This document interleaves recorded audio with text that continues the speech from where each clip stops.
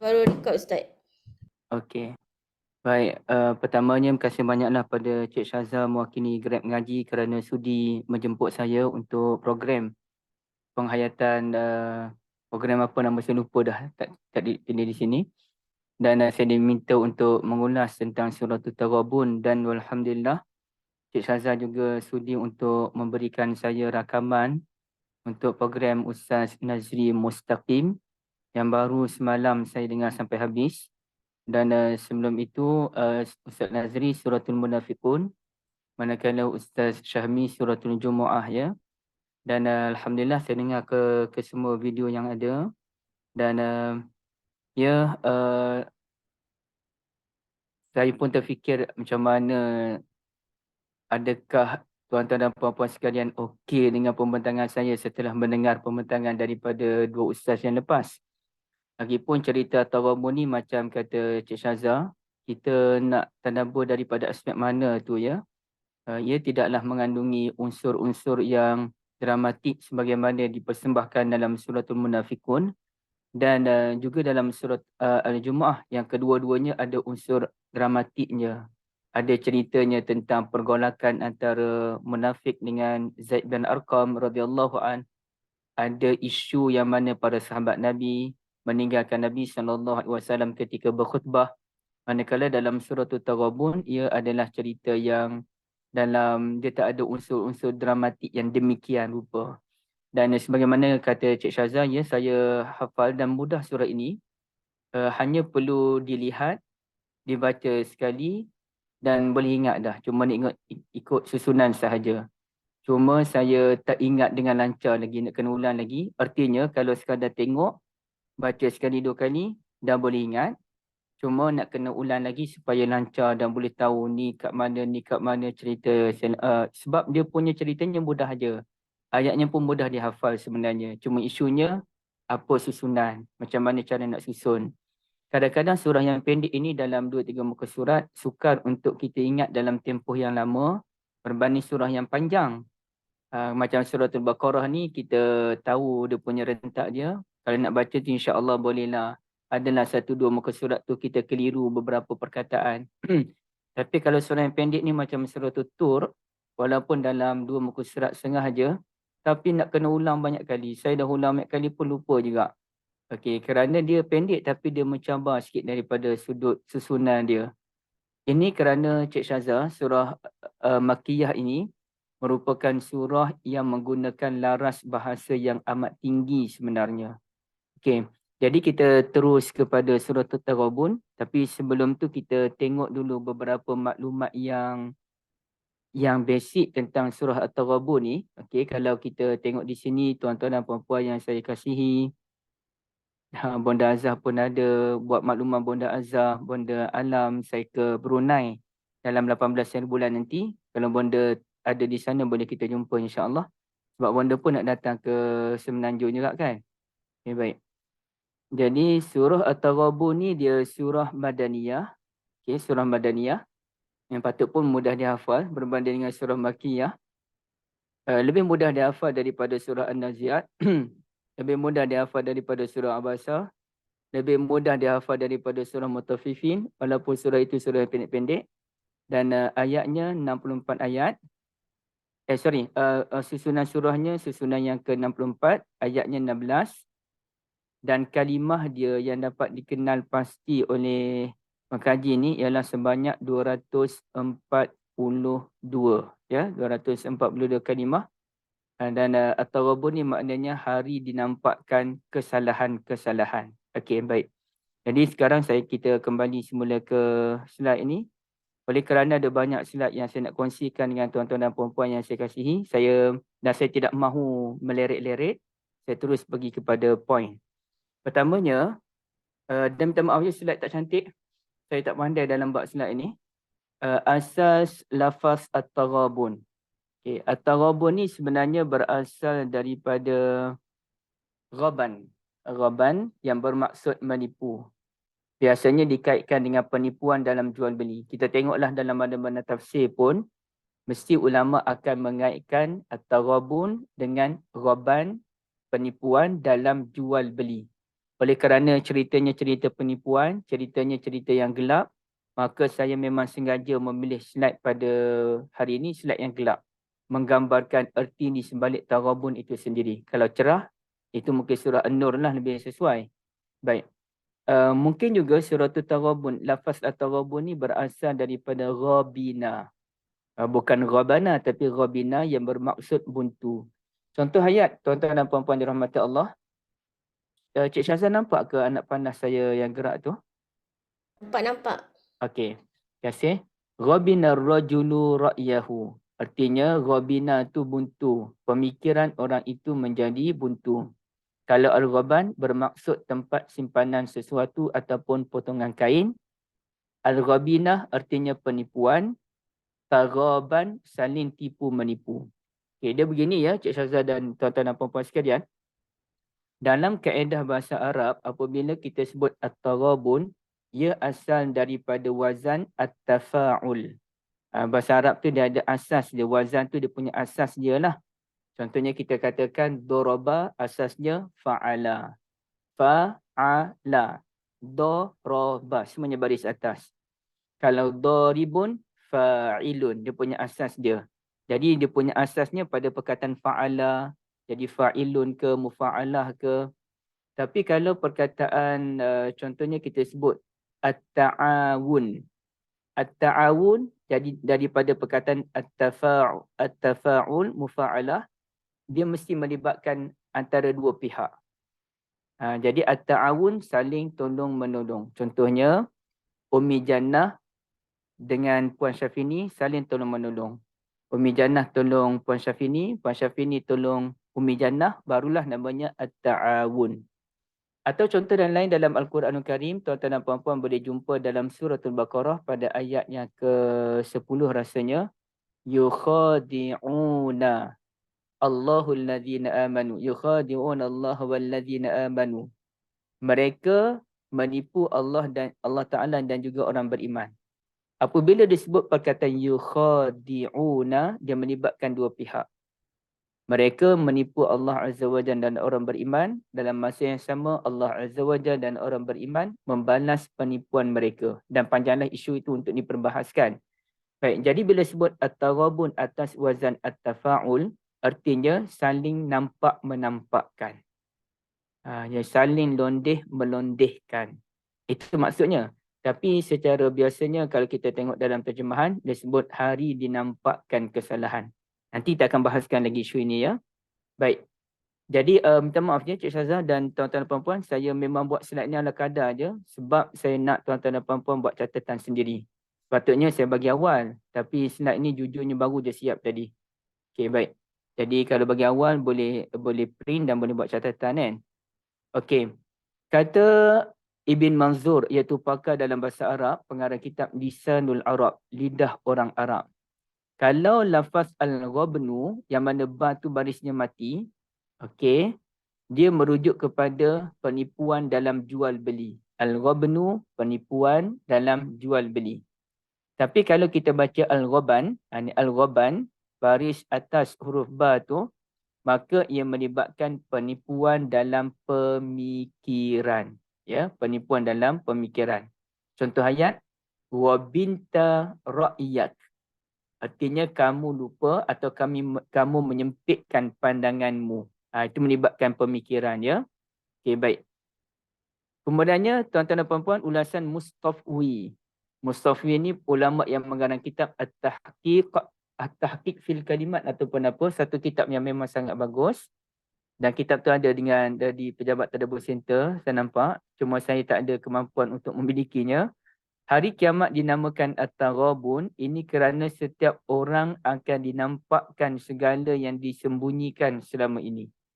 Okay. Kiamat ni dinamakan Taghabun, hari yang dinampakkan kesalahan, kerana setiap orang akan dinampakkan apa yang disembunyikan selama ini. Kesalahan-kesalahan dan dosa yang disembunyikan selama ini. Nampaklah dia bahawa amalnya kurang. Lemahnya perjalanan dia menuju kesempurnaan. Dan maaf sahaja, tidak bersungguhnya dia untuk sampai ke maqam asna. Asna tu maknanya maqam yang tinggi dan betapa dia tidak sampai ke kemuncak.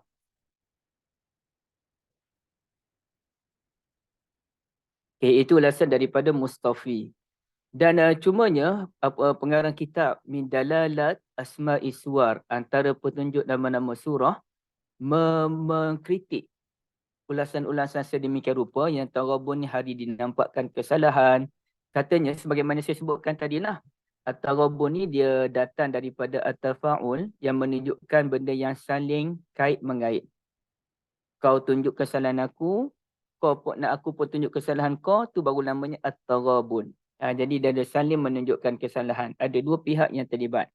Kalau kita sekadar menyatakan at-tarabun dengan maksud hari dinampakkan kesalahan, artinya dia tidak melibatkan dua pihak, satu pihak sahaja yang terlibat. Maka bagi pengarang kitab Min Dalalat Asma'i Suwar, ini saya buat ringkas je, at-tarabun mungkin merujuk kepada saat manusia saling menuntut antara satu sama lain. Jadi manusia menuntut antara satu sama lain ni, Cik Syazah dan tuan-tuan puan-puan, berlaku dalam dua situasi. Situasi yang pertama ialah situasi di pada mahsyar ataupun ketika hisab.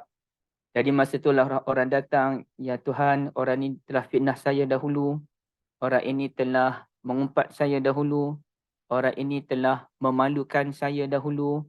Jadi kita pun ambil pahala dia, ambil pahala dia, ambil pahala dia. Sampailah orang itu habis semua pahalanya untuk membayar dosa-dosa yang dilakukan sesama anak Adam.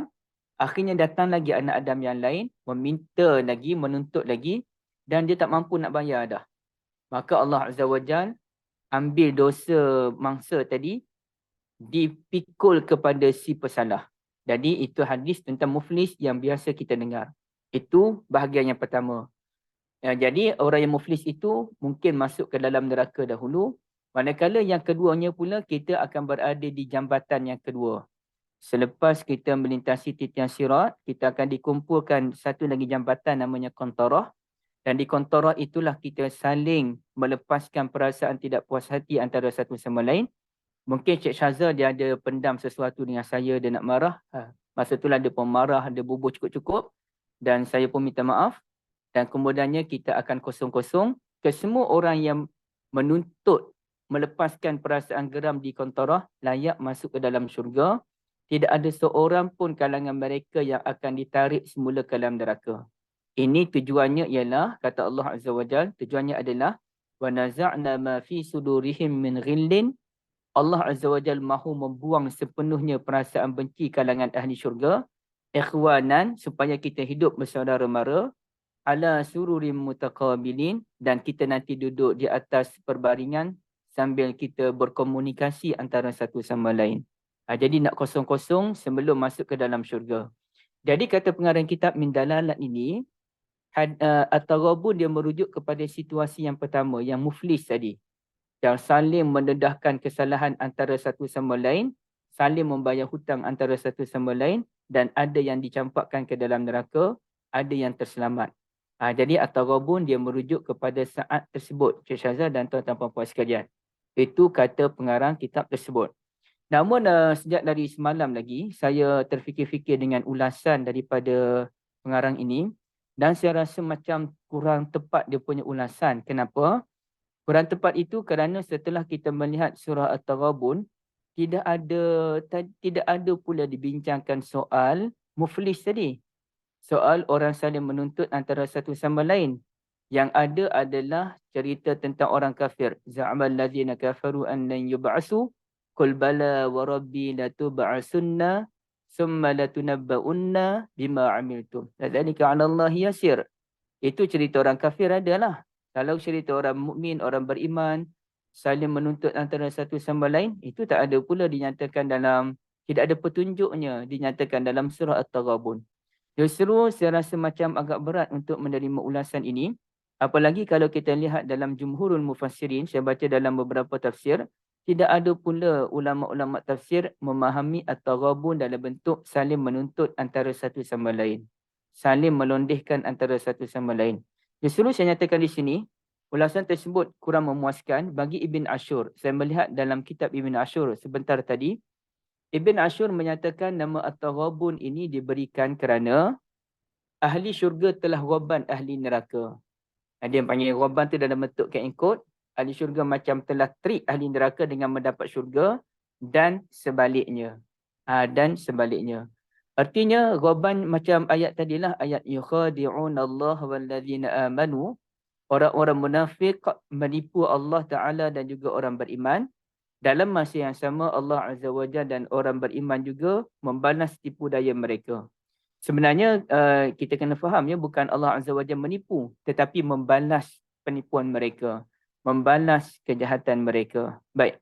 Dan satu lagi kita perlu faham, kadang-kadang Al-Quranul Karim menggunakan lafaz yang sama dengan maksud yang berbeza. Contohnya, wajaza'u sayyi'atin sayyi'atun misluha.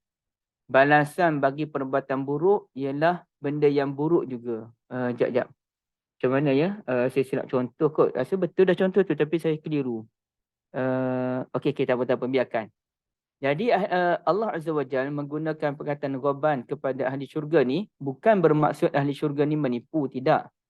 Tetapi kita nak guna perkataan yang sama. Kalau ahli neraka menipu, ahli syurga pun boleh menipu. Ibaratnya kata Tuan Guru Ni Aziz, kalau kamu rasa kamu ni samsing sangat, Allah lagi samsing. Jadi penggunaan samsing itu bukanlah bermaksud Allah Ta'ala itu samsing, tidak. Tapi menggunakan perkataan yang sama dengan tujuan supaya orang faham mesej yang mahu disampaikan. Jadi ahli syurga ni ibarat ghaban ahli neraka dengan mendapat syurga, manakala ahli neraka pula telah ghaban ahli syurga tapi kesannya buruk, iaitu dengan mendapat neraka, na'udzubillah min zalik. Baik. Yang keduanya, tuan-tuan dan puan-puan sekalian, kita perlu fahami dalam beberapa tafsir termasuk tafsir Ibn Ashur, apa maksud ghaban dalam perniagaan, ya, ataupun ghaban dalam bab melibatkan duit ni, apa maksud dia. Baik. Maksud ghaban ini ialah kita boleh jadi kita mendapat sesuatu benda tu dengan harga yang mahal daripada harga sepatutnya, ataupun kita mendapat sesuatu benda tu dengan harga yang lebih rendah daripada nilaian sepatutnya. Okey, kalau yang pertama tu kita fahamlah. Contohnya sepatutnya harga handset tu ialah sebanyak 800. Tapi kita beli dengan harga 1,000. Artinya telah berlaku ghaban. Penjual telah trik kita pula bukan jenis pandai dalam bab telefon. Dan penjual tu pun kata harga ni harga murah. Cubalah tanya kedai-kedai lain, mana dapat harga macam ni. Kita pun tertipu. Kita beli handset tersebut dengan harga 1,000. Walhal di tempat lain kita boleh dapat dengan harga 800. Itu namanya ghaban. Tapi ghaban yang kedua juga boleh berlaku, iaitu kita mendapat sesuatu dengan harga yang murah. Contohnya Cik Syazah je, saya menjadi menteri. Dan Cik Syazah masa tu dah mula rapat-rapat dengan saya dengan tujuan nak dapat projek itu, projek ini. Dan Cik Syazah ni orang kaya. Contoh. Na'udzubillah min zalik. Ini semua na'udzubillah. Cik Syazah pun bagi jumpa dengan saya dan kata, Zul, nak beli tak rumah banglo satu? Ataupun ya rumah satu hartanah lah. Satu tanah. Tanah tu seluas 5 ekar. Yang mana sepatut harga 5 ekar tu boleh mencecah sampai 700,000. Contohlah, tengok tempat lah kan, tanah tu.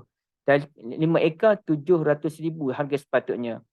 Tapi oleh kerana Cik Syazah ni dia nak membina repo yang baik dengan saya untuk mendapat projek-projek juta-juta yang akan datang, maka Cik Syazah hanya jual tanah tersebut dengan nilaian 300,000. Harga lebih murah. Jadi nampak gaya macam rugi dah penjual. Tapi sebenarnya dia jual dengan harga yang murah kerana dia ingin mendapat laba di sebalik jualan yang murah tersebut. Itu pun namanya ghaban. Jadi dalam bab ini, apa maksud atau ghabun yang saling melibatkan dua pihak, iaitu orang yang beriman kepada Allah Azza wa Jal telah ghaban daripada sudut membeli syurga yang harganya terlampau mahal dengan amalan yang tidak seberapa. Itu pun ghaban. Syurga kan mahal harganya kan. Tapi kita boleh beli syurga dengan harga yang murah. Ghaban tu. Manakala orang kafir pula telah membeli neraka dengan harga yang tidak sepatutnya. Harga neraka tu terlalu murah sebenarnya. Tapi dia jual, dia beli dengan harga yang mahal, dengan maksiatnya, dengan kekufurannya, dengan syirik kepada Allah Azza wa Jalla. Dia telah membeli neraka yang harga murah tadi dengan harga yang amat mahal. Jadi itulah ghaban yang melibatkan dua pihak. Orang beriman ghaban dengan membeli syurga dengan harga yang murah. Orang kafir pula telah membeli neraka yang murah itu dengan harga yang mahal. Jadi saya melihat itu ghaban yang lebih betul, Cik Syazah dan tuan-tuan puan-puan sekalian, dibandingkan dengan hadis menuntut antara satu sama lain. Dan kemudiannya Ibn Atiyah Al-Andalusi, pengarang kitab Al-Bahrul Wajiz rasanya, Ibn Atiyah Al-Muharrarul Wajiz. Rasanya betul tak? Al-Muharrarul Wajiz. Melihat at-taghabun ni, minta maaf sengaja juga, at-taghabun tu atas wazan at-tafa'ul dengan maksud bersangatan. Bukan maksud saling tipu menipu antara satu sama lain, tidak. Tapi at-taghabun tu artinya penipuan yang benar-benar tinggi. Ya, penipuan yang tak patut. Jadi di sini sebagai contoh, kita doakan. Contohnya, kita doakan Puan Yusni. Wow, ejaan nama Puan Yusni bukan main lagi. Okay, Puan Yusni dari Kuala Lumpur tu, kita kata afakillah. Semoga Allah Azza wa Jalla berikan kesejahteraan pada Puan Yusni. Jadi afaki itu sepatutnya melibatkan antara dua pihak. Artinya Puan Yusni sihat, saya pun sihat. Tapi sebenarnya perkataan afakillah bererti semoga Allah benar-benar memberikan kesihatan pada Puan Yusni dan semualah tuan-tuan puan-puan yang lain. Ya, okey. Itu maksud at-taghabun. Setakat ni boleh jelas dulu ke Cik Syahzah dan tuan-tuan dan puan-puan? Clear ke arti taghabun? Jelas. Alhamdulillah jelas Ustaz. Alhamdulillah, terima kasih banyak ya. Kalau ada benda yang tak jelas je, terus beritahu Dia bukan, bila tak jelas tu bukan kerana tuan-tuan dan puan-puan tidak mampu memahami. Tapi kerana penyampaian yang tidak memuaskan. Jadi saya kena betulkan balik penyampaian. Okey. Sebab setiap kita, saya yakin yang datang semuanya mempunyai nilai intelektual yang bagus, insya-Allah. Masalahnya pada penyampaian. Okey, isi kandungan surah ini ada dalam 4 ya. Surah ini membahaskan 4 isi yang penting. Satu, memang banyak kali disebutkan keagungan Allah Azza wa Jalla dan keluasan ilmunya. Okey. Itu boleh lihat dalam 4 ayat tersebut. Pemikiran dan kesudahan para pendusta terdahulu. Yang tadi, za'amal ladzina kafaru an lan yub'asu. Okey, ayat 5 dan ke-6. Dan kemudiannya dakwah kepada keimanan, takwa dan juga infaq. Itu kita lihatnya dalam surah, saya ingat Ustaz Nazri sebut. Surah Al-Munafikun ada berbicara tentang infaq, tentang pengurusan harta. Surah Al-Jumu'ah pun bincang tentang pengurusan harta. Dan sebenarnya memberikan petunjuk bahawa kerja pada hari Jumaat tak ada masalah pun. Tak boleh kita kata kerja hari Jumaat ni ialah pemikiran barat, bukannya Islam. Okay, baik. Kerana terang-terangan sahabat Nabi bekerja pada hari Jumaat dan surah Al-Jumu'ah pun sebut bekerja pada hari Jumaat. Dan satu lagi dalam surah At-Taghabun juga ada membincangkan soal pengurusan harta dalam 2 ayat. Ya, dalam 2 ayat rasanya, ayat 16 dan 17. Hujung-hujung. Sama dengan Al-Munafikun, rentaknya pada hujung-hujung tu. Okay. Dan juga peringatan daripada fitnah pasangan, anak dan harta sama juga dengan cerita Al-Munafikun. Okay, baik. Itu 4 isi penting yang terangkum dalam surah At-Taghabun. Sebab nuzul. Saya lihat dalam kitab Jami' At-Tirmizi, ya, bagaimana Ibn Abbas radhiyallahu anhuma mendedahkan sebenarnya surah At-Taghabun ini ada kaitan dengan cerita beberapa orang lelaki Makkah yang memeluk Islam dan mereka mahu berhijrah ke Darut Taibah. Kena ingat ya, sebelum namanya dikenali sebagai Madinah, nama lamanya Yasrib, kemudian ditukar kepada Darut Taibah. Kemudian barulah masyhur dengan nama Al-Madinatul Munawwarah. Asalnya Darut Taibah, negeri yang baik. Ya, negeri yang baik. Baik. Jadi sebenarnya ia merujuk kepada beberapa lelaki kalangan penduduk Mekah ni memeluk Islam. Dan tapi bila mereka mahu berhijrah ke Darut Taibah, isteri-isteri dan anak-anak mereka lah yang enggan melepaskan mereka untuk mendatangi Rasulullah sallallahu alaihi wasallam. Itulah fitnah yang kita sebutkan. Okay, kalau anak dan isteri tak nak lepas tu kerana suami sekadar nak pergi kerja je, tak apalah. Tapi ini untuk menegakkan agama dalam diri tu. Dia tak nak lepas juga. Ataupun isteri-isteri yang dia menghambat perjalanan suami ke masjid. Sama jugalah dengan benda-benda sebegini rupa. Okey, baik. Jadi barulah Allah Azza wa Jalla pun turunkan ayat. Inna min azwajikum ma'uladikum aduwwan lakum fahzaruhum. Sesungguhnya ada kalangan teman hidupmu dan juga anak-anakmu menjadi musuh kepada kamu. Maka berhati-hatilah. Innama amwalukum wa auladukum fitnah. Hanya sahaja harta-harta kamu dan anak-anak kamu merupakan fitnah. Dan Cik Syazah, tuan-tuan dan puan-puan sekalian, memang kita tak boleh nafikan fitnah anak lebih besar daripada fitnah suami dan juga isteri. Kerana anak tu dia punya daya tarikan dia lebih tinggi daripada pasangan hidup kita. Okey, baik. Kemudian kita lihat nilai korban yang ada dalam surah ini. Ini dia sebenarnya kena panjanglah kalau orang yang mengupas benda ni namanya Syahmi, namanya Sya'ari, panjanglah kupasan satu-satu. Tapi oleh kerana namanya Zulkhairi, tak panjanglah, dia sekadar nak cerita-cerita ringkas je. Baik. Satu, surah Ghaban ini memperingatkan bahawa Allah Azza wa Jal mengetahui segala yang kita lakukan, tiada yang tersembunyi. Tadi kita kata dah, At-Taghabun ni cerita tentang kesalahan-kesalahan yang tersembunyi. Hari kiamat dinamakan At-Taghabun kerana segala kesalahan tersembunyi akan ditonjolkan, akan dinampakkan. Ceritanya tentang benda yang tersembunyi. Maka surah ini memperingatkan kita bahawa Allah Azza wa Jal maha mengetahui segala yang kita lakukan. Tak boleh dah nak sembunyi daripada Allah Azza wa Jal.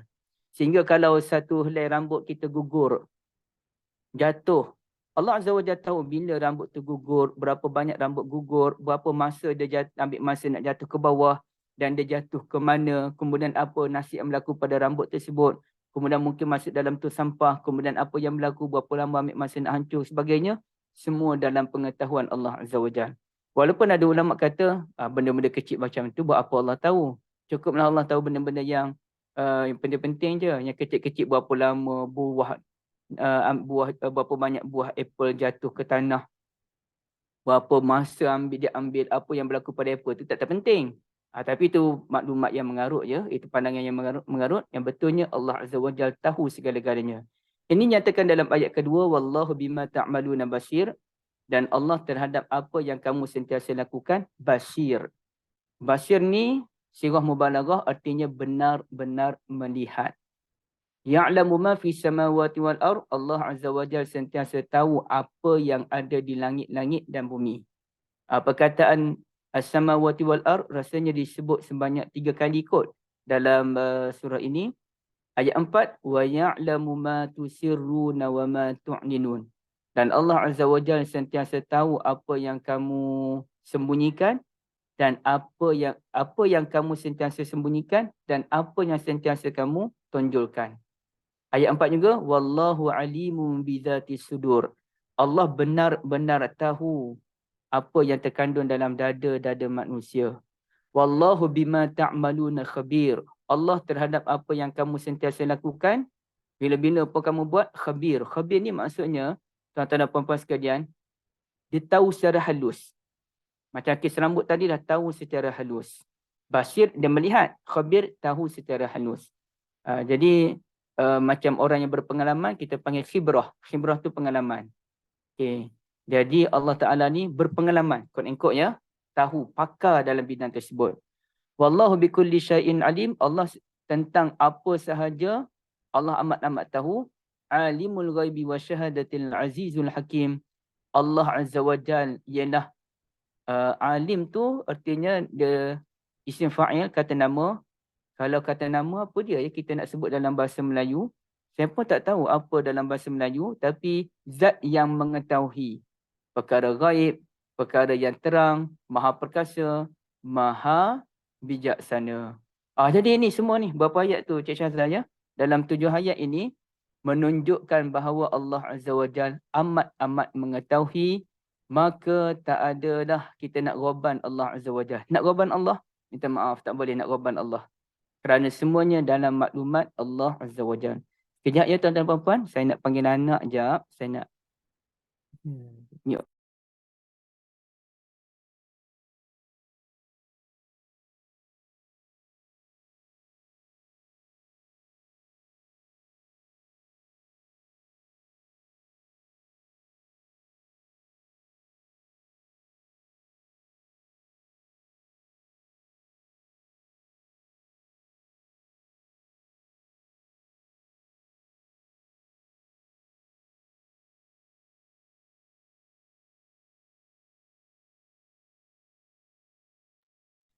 Okey, baik.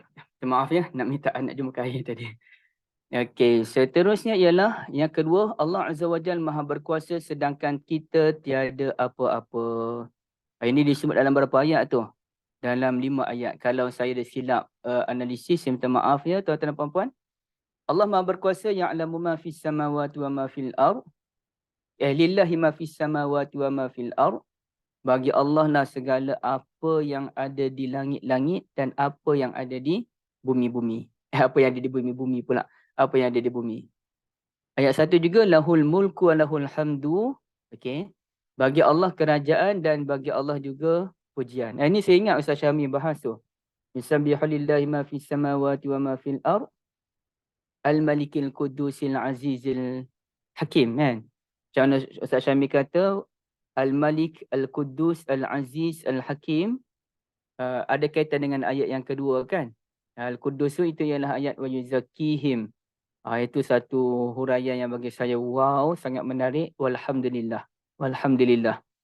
Juga Allah Azza wa Jalla menyatakan wa huwa ala kulli syai'in qadir, dan Allah Azza wa Jalla atas setiap sesuatu qadirun, amat berkuasa, mempunyai kudrat. Wallazi khalaqakum, dialah Allah yang menciptakan kamu. Ini semua tunjuk ni. Khalaqas samawati wal arda bil haqqi, Allah Azza wa Jalla menciptakan langit-langit dan bumi dengan benar. Wa sawwarakum, lepas Allah Taala cipta tu, Allah Taala buat bentuk. Fa ahsana suwarakum. Itu yang kita kena tahu, Syekh Syazah ya, tuan-tuan puan-puan. Kalau kita tanya apa maksud Allah sebagai Al-Khaliq? Al-Khaliq artinya Allah Azza wa Jalla menciptakan sesuatu daripada minal adam ilal wujud. Daripada tiada kepada ada. Tapi apa pula maksud nama Allah Al-Musawwir? Al-Musawwir, Allah buat bentuk pula. Allah cipta dulu manusia nama Adam dalam bentuk patung tu. Kemudiannya Allah Ta'ala pun buat bentuk. Adanya mata, adanya telinga, adanya hidung, adanya belahan-belahan mana-mana tempat. Adanya perut, adanya lutut. Sampaikan yang details kat dalam tu. Urat berapa banyak, tulang berapa banyak, tulang besarnya, tulang kecilnya berapa banyak. Darahnya berapa banyak, sukatan darah tu. Sukatan darah merah berapa, sukatan darah putih berapa. Ya Allah ya Karim. Semua details. Itu namanya wasawwarakum, Allah Ta'ala yang buat bentuk. Fa ahsana suwarakum, dan Allah Azza wa Jal memperindah bentuk-bentuk kamu tersebut. Wastaghnallaah, Allah Ta'ala tak perlukan benda-benda apa pun. Qul bala wa rabbi, itu banyak tu.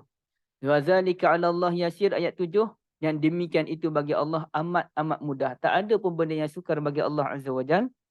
Ma asaba min musibatin illa biiznillah. Tak ada apa pun yang menimpa kita melainkan dengan izin Allah. Artinya, sesuatu tu boleh menimpa kita kerana Allah Ta'ala yang bagi permission untuk benda tu berlaku. Artinya Syekh Syazah balik ke Melaka. Itu kan dah Allah. Kalau tak, duduk di Sepang tu je. Sepang pula. Apa nama? Salat Selatan. Bandar Baru Salat Tinggi. Salat Tinggi. Duduk kat situ je lah. Bahkan saya ingat Syekh Syazah ya, satu hadis yang saya betul-betul hati-hati. Hadis rasanya, kalau Allah Azza wa Jalla menghendaki kita meninggal dunia di tempat tu, entah macam mana kita akan sampai ke tempat tu. Menyebabkan saya bila nak pergi ke luar negara ke apa, fikir panjang. Aku ni, kalau tiba-tiba baca buku, anda akan meninggal dunia di Switzerland contohnya. Sebab Ustazah Fatimah pergi Switzerland, membangkitkan rasa cemburu saya. Aku mati di Switzerland, kok mana? Aku duduk Shah Alam.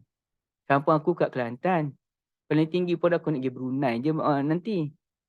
Macam mana boleh Switzerland? Rupanya kalau saya ditakdirkan mati di Switzerland, saya akan pergi juga ke Switzerland.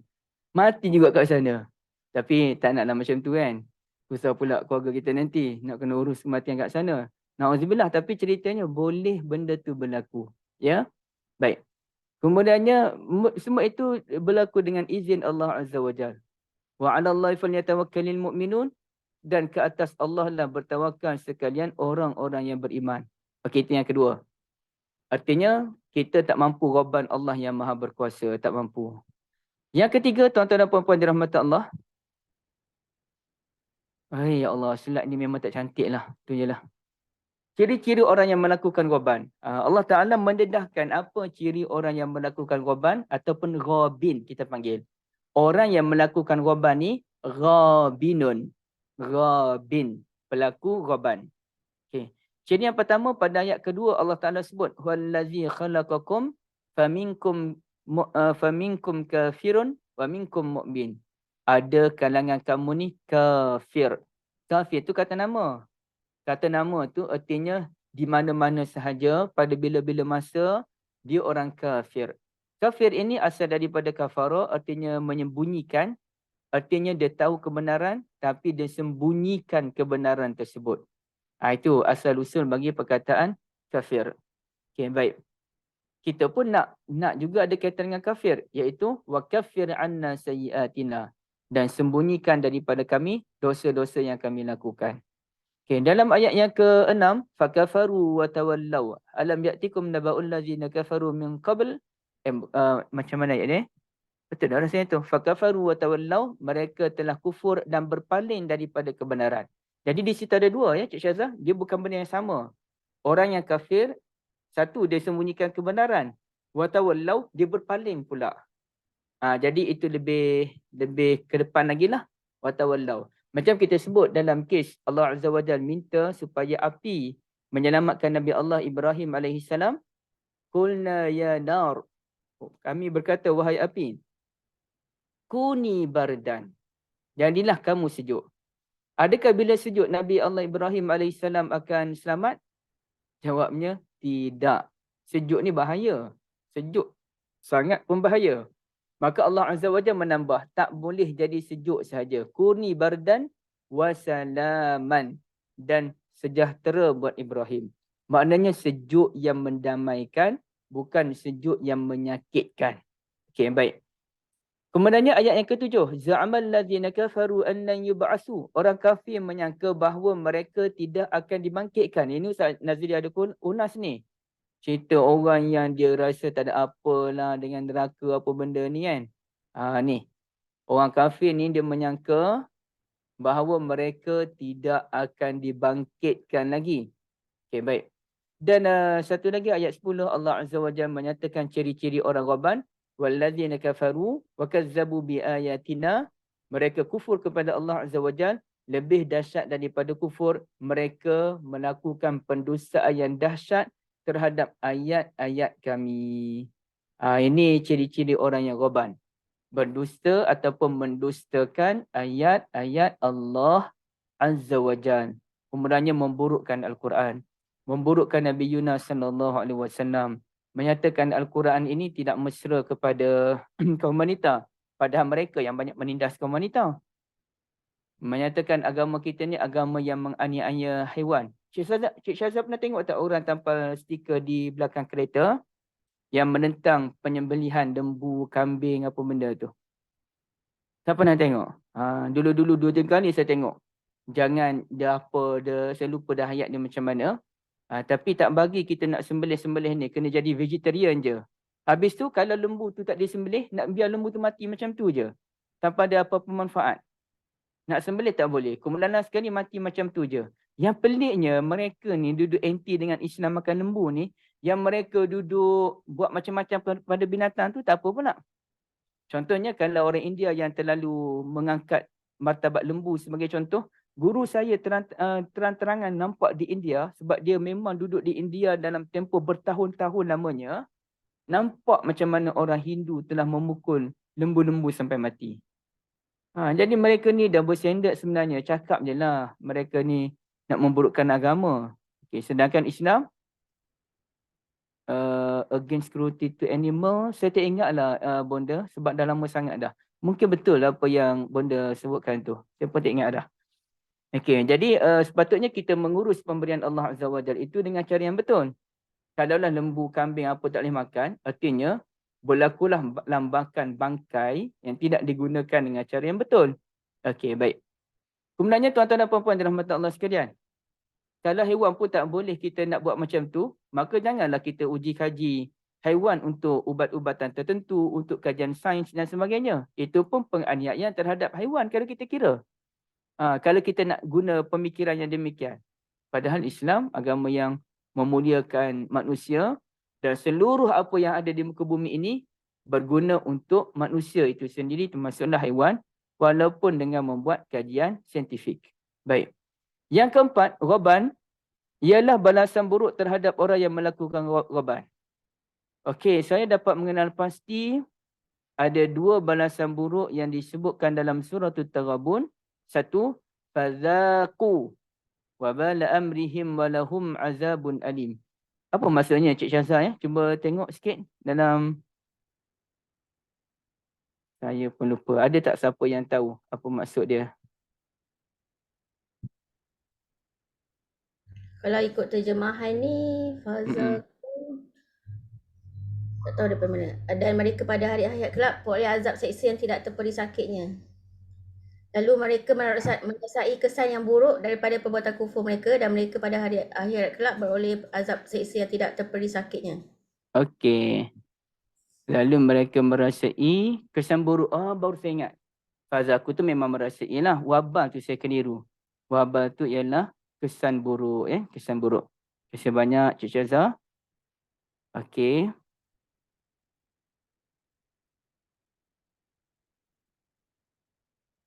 Okey, kembali pada yang tadi. Satunya, mereka akan merasai kesan buruk terhadap kejahatan yang mereka lakukan. Walahum azabun alim. Dan bagi mereka azab yang pedih. Dia sebenarnya dalam Al-Quran ni bentuk azab terlalu banyak. Saya pernah cuba kumpul Cik Syazah dan saya pun, letihnya ya Allah nak kumpul. Yang paling banyak azabun alim. Yang paling banyak. Ada azabun azim. Ada azabun mukim. Azabun ghairu mardud. Azabun aqim. Azabu yaumin alim. Azabun apa lagi ya? Siapa boleh ingat? Banyak sebenarnya bentuk Azabun azab tersebut. syadid. Azabun syadid. Terima kasih banyak bunda. Azabun ghairu mardud. Azab yang tidak mampu ditolak. Tapi yang paling banyak ialah azabun alim. Yang paling banyak. Okey, baik. Kemudiannya 5.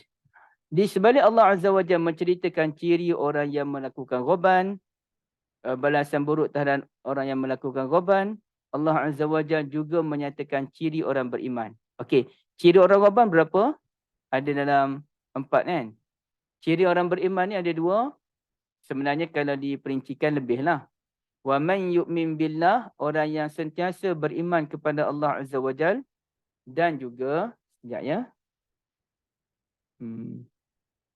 Dan sentiasa melakukan amal-amal soleh. Amal soleh ni lah yang biasa orang keliru ni. Apa maksud amal soleh, tuan-tuan dan puan-puan sekalian? Boleh senaraikan tak? Jom kita senaraikan apakah amal-amal soleh. Okay. Mungkin boleh buka suara? Taat perintah Allah. Buang barangan di atas jalan.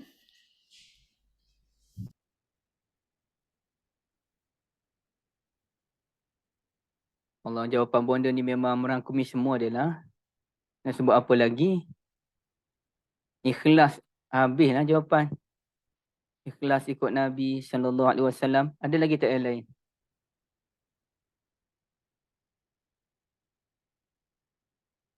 Biasanya solat lah kan orang kata kan? Solat, puasa, zakat. Okey. Itulah contoh-contoh amal soleh. Tapi sebenarnya bila kita sebut amal soleh ni, soleh sentiasa dikaitkan dengan kerosakan. Ya, soleh sentiasa dikaitkan dengan kerosakan. Contohnya kata Allah Azza wa Jal tentang orang yang munafik, wa idza qila lahum la tufsidu fil ardi, apabila dikatakan kepada mereka jangan kamu lakukan kerosakan di muka bumi. Apa ayatnya? Fil ard qalu innama nahnu muslihun. Mereka mendakwa hanya kami yang melakukan kebaikan kepada muka bumi. Artinya ada lawannya. Fasad je, lawannya ialah salih. Jadi setahu sajalah wallahu alam, wa ya'mal salihan ialah melakukan amal-amal soleh yang bertentangan dengan kerosakan, yang memberikan kebaikan kepada masyarakat sekeliling, kepada bumi. Contohnya yang Cik Syazah sebutkan tadi, buang benda yang menyakitkan di jalanan. Apa contoh benda yang menyakitkan di jalanan ya Cik Syazah? Tuan-tuan dan puan-puan. Macam ranting ke, ataupun tolong kambus jalan berlubang ke. Okey, Bunda Azhar apa? Bunda Azhar tadi? Paku. Paku. Kalau ranting paku ni contoh-contoh klasik lah. Kalau naik kereta apa sangatlah ranting tu tak ada apa pun. Tapi itu pun penting, termasuk jalan perlu diturap dengan betul. Kemudiannya tidak boleh membuang minyak di jalanan kerana melibatkan kemalangan. Tak boleh letak bumper yang terlalu menyusahkan, boleh merosakkan kereta. Dan juga dengan maksud apabila kita terima membuang benda yang menyakitkan di jalanan tu sebagai benda yang baik, maka kalau kita menyediakan prasarana jalan yang betul, itulah tanda orang beriman. Maka kalau kita letak garisan kuning tu di tempat sekolah, tempat pengajian, di hospital, itu bagus. Kita letak bumper di kawasan-kawasan taman perumahan, itu pun bagus. Itu tanda orang beriman kepada Allah Azza wa Jalla. Dan polisi Selangor sebagai contoh membaiki jalan pada waktu malam sahaja kecuali terdesak baru boleh siang. Itu pun bagus. Itulah ciri orang yang beriman, tidak mahu menyusahkan orang yang pergi kerja misalnya. Dan kalau kita baiki jalan, pastikan keselamatan agar tidak ada orang yang terjatuh ke dalam lubang tempat jalan kita baiki, kerana dah ada kes. Termasuk dulu menteri kita KJ lah jatuh dalam lubang tu kan. Habis semua gempak. Padahal dah ramai dah orang jatuh, tak gempak pun. Jadi ceritanya itulah nilai amal yang soleh. Artinya kebaikan yang dirasai oleh masyarakat dan juga negara. Bukan sekadar salat, bukan sekadar puasa. Okey. Salat dan puasa tu basic. Dan juga kepada Allah bertawakallah orang-orang yang beriman. Okay, sentiasa bertawakal, bukan dalam sekali, dua kali atau bermusim. Sentiasa bertawakal kepada Allah Azza wa Jalla. Okay, baik. Ini benda-benda asas ya tentang korban ni. Balasan baik untuk orang yang beriman dan mengerjakan amal-amal soleh. Di sini tuan-tuan dan puan-puan boleh jumpa dalam ayat 9. Yukaffir. Tu kita sebut kafir-kafir tadi. Yukaffir anhu sayyiatihi. Dikambus daripadanya dosa-dosa yang dia lakukan. Wa yudkhilhu jannatin tajri min tahtiha al-anharu khalidina fiha abada. Dan Allah Azza wa Jalla akan memasukkan dia ke dalam syurga selama-lamanya. Yang mana di bawah syurga itu mengalirlah sungai-sungai. Bukan sungai. Allah Ta'ala tak sebut mengalir di bawahnya sungai. Tetapi Allah Azza wa Jalla menyatakan mengalir di bawahnya sungai-sungai. Khalidina fiha. Dia kekal dalam syurga tersebut. Abadan. Selama-lamanya. Ya, selama-lamanya. Jadi di sini tuan-tuan dan puan-puan sekalian, dalam dosa kita diampunkan, kita pula dimasukkan ke dalam syurga Allah. Dan apa lagi yang lebih besar daripada masuk syurga Allah? Dapat bertemu dengan arwah ayah kan, Cik Syazah? Cik Syazah, saya pun dah kehilangan ayah. InsyaAllah kita jumpa di sana nanti. Itu satu pertemuan yang kita tunggu-tunggu.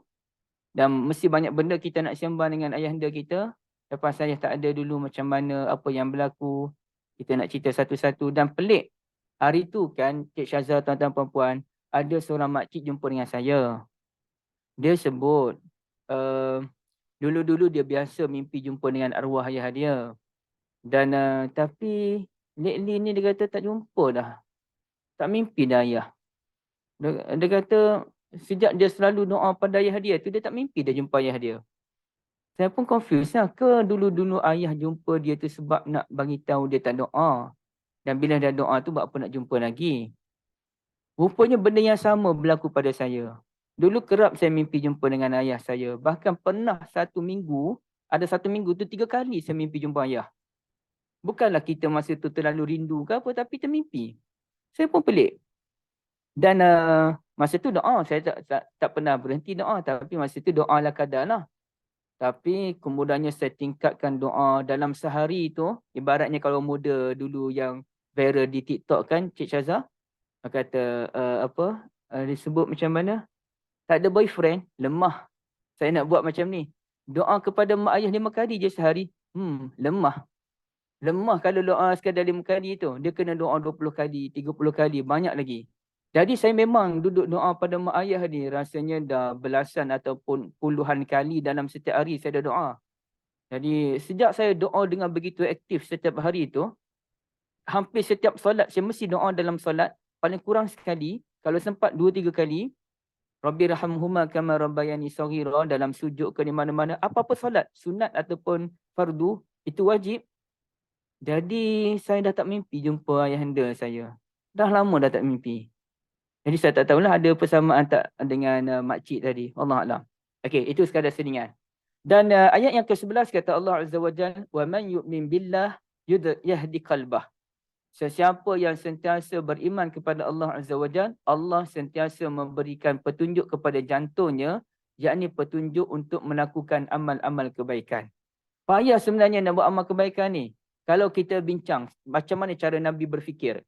Biasanya kalau kita tanyakan, okey, kalau saya tanya Cik Syazanah, masa mana kita kedekut nak bagi duit pada orang? Masa kita ada duit ke masa kita tak ada duit? Tak ada duit. Masa? Tak ada duit. Masa tak ada duit lah kita kedekut kan. Kita tak ada duit kan.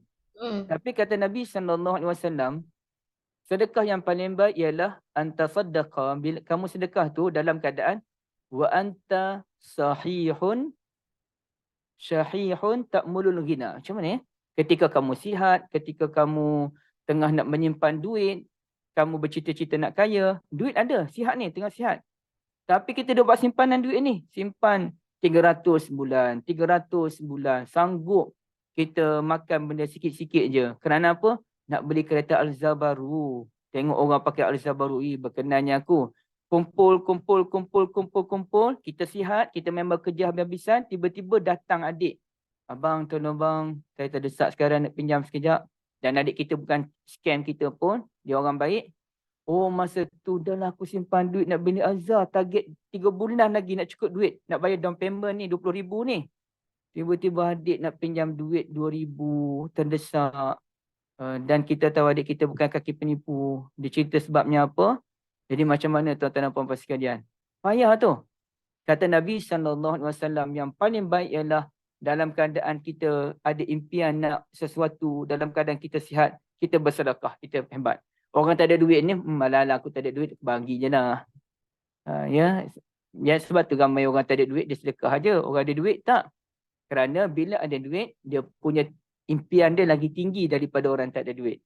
Orang tak ada duit, dia tak ada impian sangat. Orang yang ada duit ni, impian yang makin tinggi, makin tinggi, makin tinggi. Okey, baik. Seterusnya, tuan-tuan dan puan-puan dirahmati Allah sekalian, perkara yang ketujuh, ghaban yang menyerang kehidupan kita yang kita sebutkan tadi, pada awal tadi. Ayat 14 dan ayat 15. Iaitu inna min azwajikum wa auladikum aduwwan lakum fahdharuhum. Sesungguhnya ada kalangan isteri-isteri kamu ataupun suami-suami kamu, pasangan hiduplah. Wa auladikum, dan anak-anak kamu menjadi musuh bagi kamu. Memang ada ya. Isteri yang tidak membantu suami untuk jadi lebih baik. Bahkan menyekat suaminya untuk beramal ibadah. Dan bila ataupun suami sendiri yang menyekat isteri beramal ibadah, isteri kata, abang kita dah umur 65 dah. Bukan duit tak ada, duit kita ada. Jomlah kita pergi Mekah buat haji. Kita ni bila-bila boleh mati. Alah, pergi haji. Kau pergilah dulu. Aku ni banyak kerja lagi. Kerja tu lah kerja ni. Kalau pergi haji sebulan, mau aku dah hilang 7-8 ribu dah ni nak kerja ni.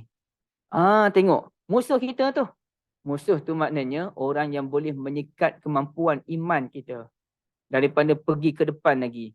Nah, dan memang ada pun suami yang tak nak ikut isteri pergi haji kerana memikirkan soal harta tu, mengejar harta dunia. Sedangkan Cik Syazah, tuan-tuan dan puan-puan sekalian, tanyalah siapa yang pernah pergi haji, yang habis puluhan ribu, memang tidaklah berduit, tapi tak ada pun yang jatuh miskin kerana pergi haji. Bahkan senang lenang hidup mereka. Tak ada masalah pun. Dan keduanya kata Allah Azza wa Jalla dalam ayat 15, innama amwalukum wa auladukum fitnah.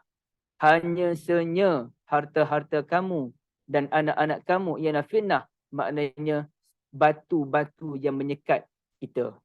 Okey, dan di situ kalau kita lihat ada dua perbezaan. Satu kata Allah Azza wa Jalla inna. Inna tu maknanya sesungguhnya. Dan yang kedua namanya innama. Innama tu apa dia tuan-tuan dan puan-puan sekalian?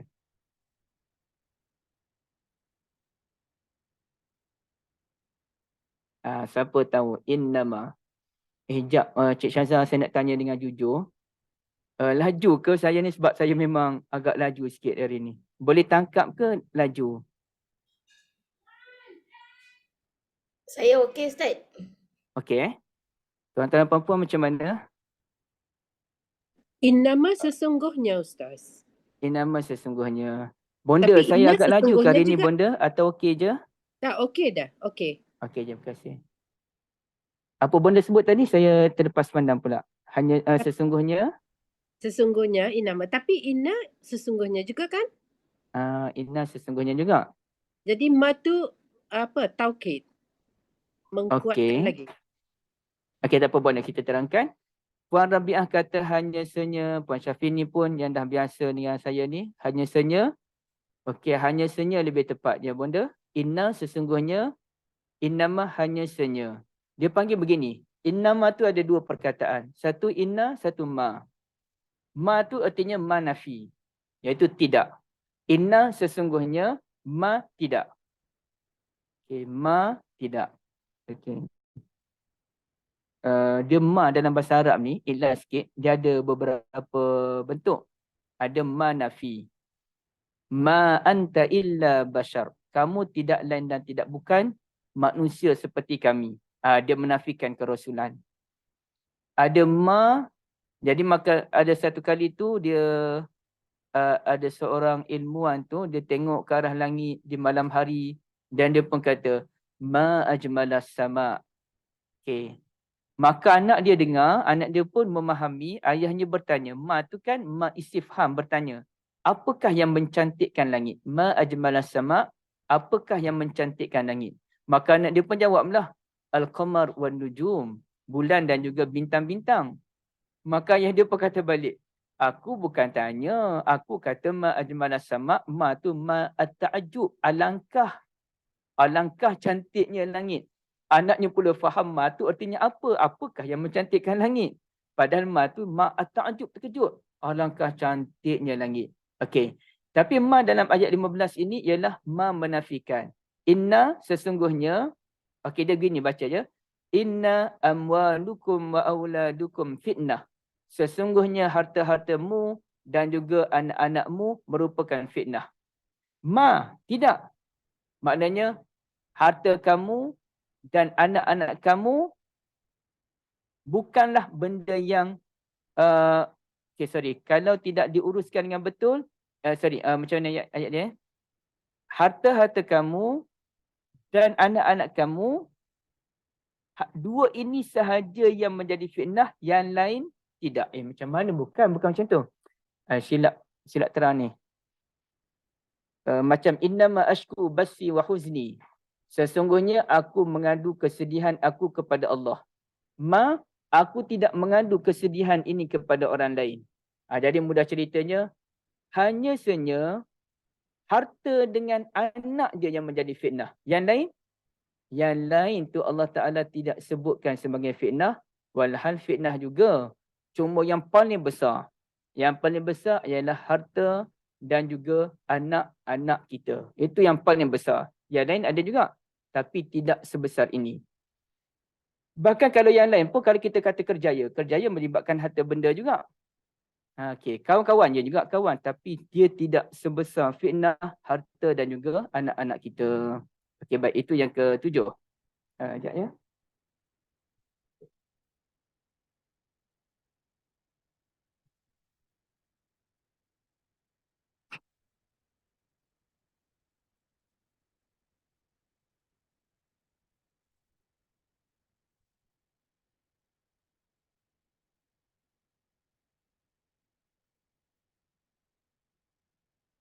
Okey, seterusnya ialah kita tengok yang ini. Tindakan orang beriman dalam menghadapi goban. Mudah je slide saya. Copy and paste saya Quran je. Tapi kena analisis lah. Nama pun PowerPoint. Kita ambil point yang power je. Kita tak ambil huraian-huraian tu. Letih nak tarik. Surah ini menggariskan beberapa tindakan yang mesti diambil dalam berhadapan dengan goban. Tu ada 7 semuanya. 1. Wa ati'ullaha wa ati'ur rasul. Dan taatilah Allah Azza wa Jal dan taatilah Rasul. Ada masa Allah Azza wa Jal dia sekalikan je ati'ullah wa Rasul. Tapi banyaknya Allah Ta'ala asingkan. Menunjukkan ketaatan kepada Allah Azza wa Jal berbeza dengan ketaatan kepada Rasul. Ya.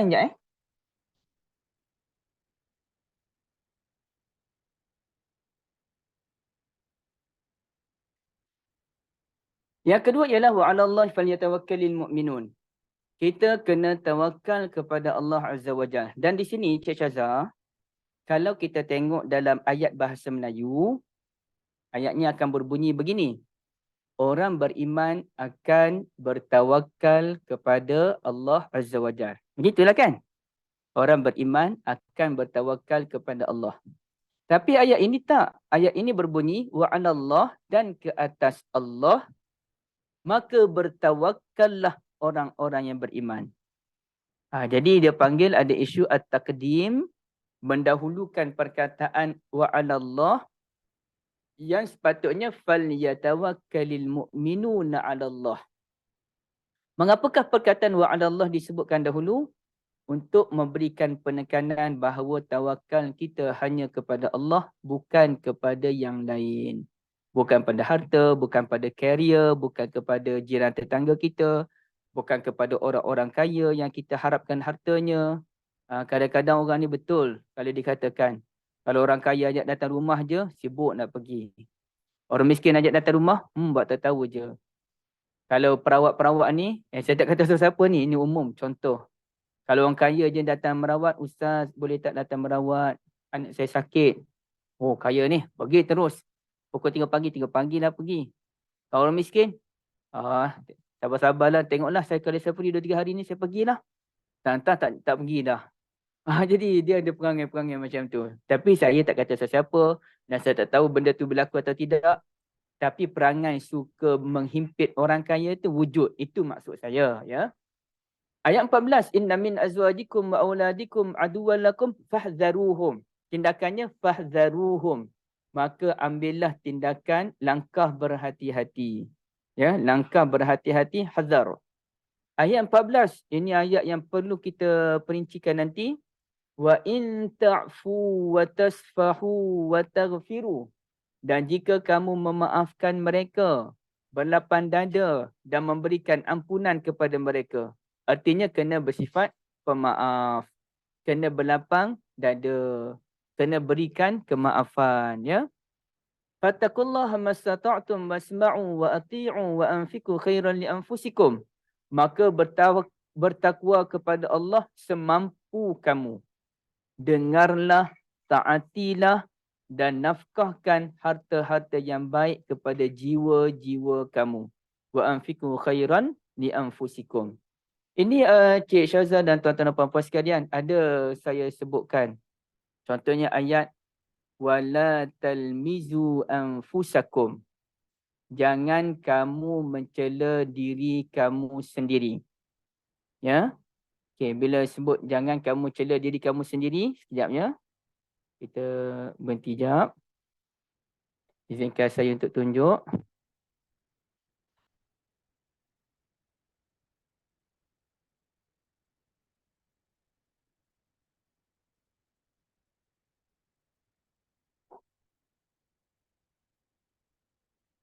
Okey, minta maaf ya, sekadar nak tunjuk je. Wala talmizu anfusakum. Ayat Suratul Hujurat ayat 11. Jangan kamu mencela diri sendiri. Adakah orang mencela diri sendiri, Cik Syazah? Mana ada kan?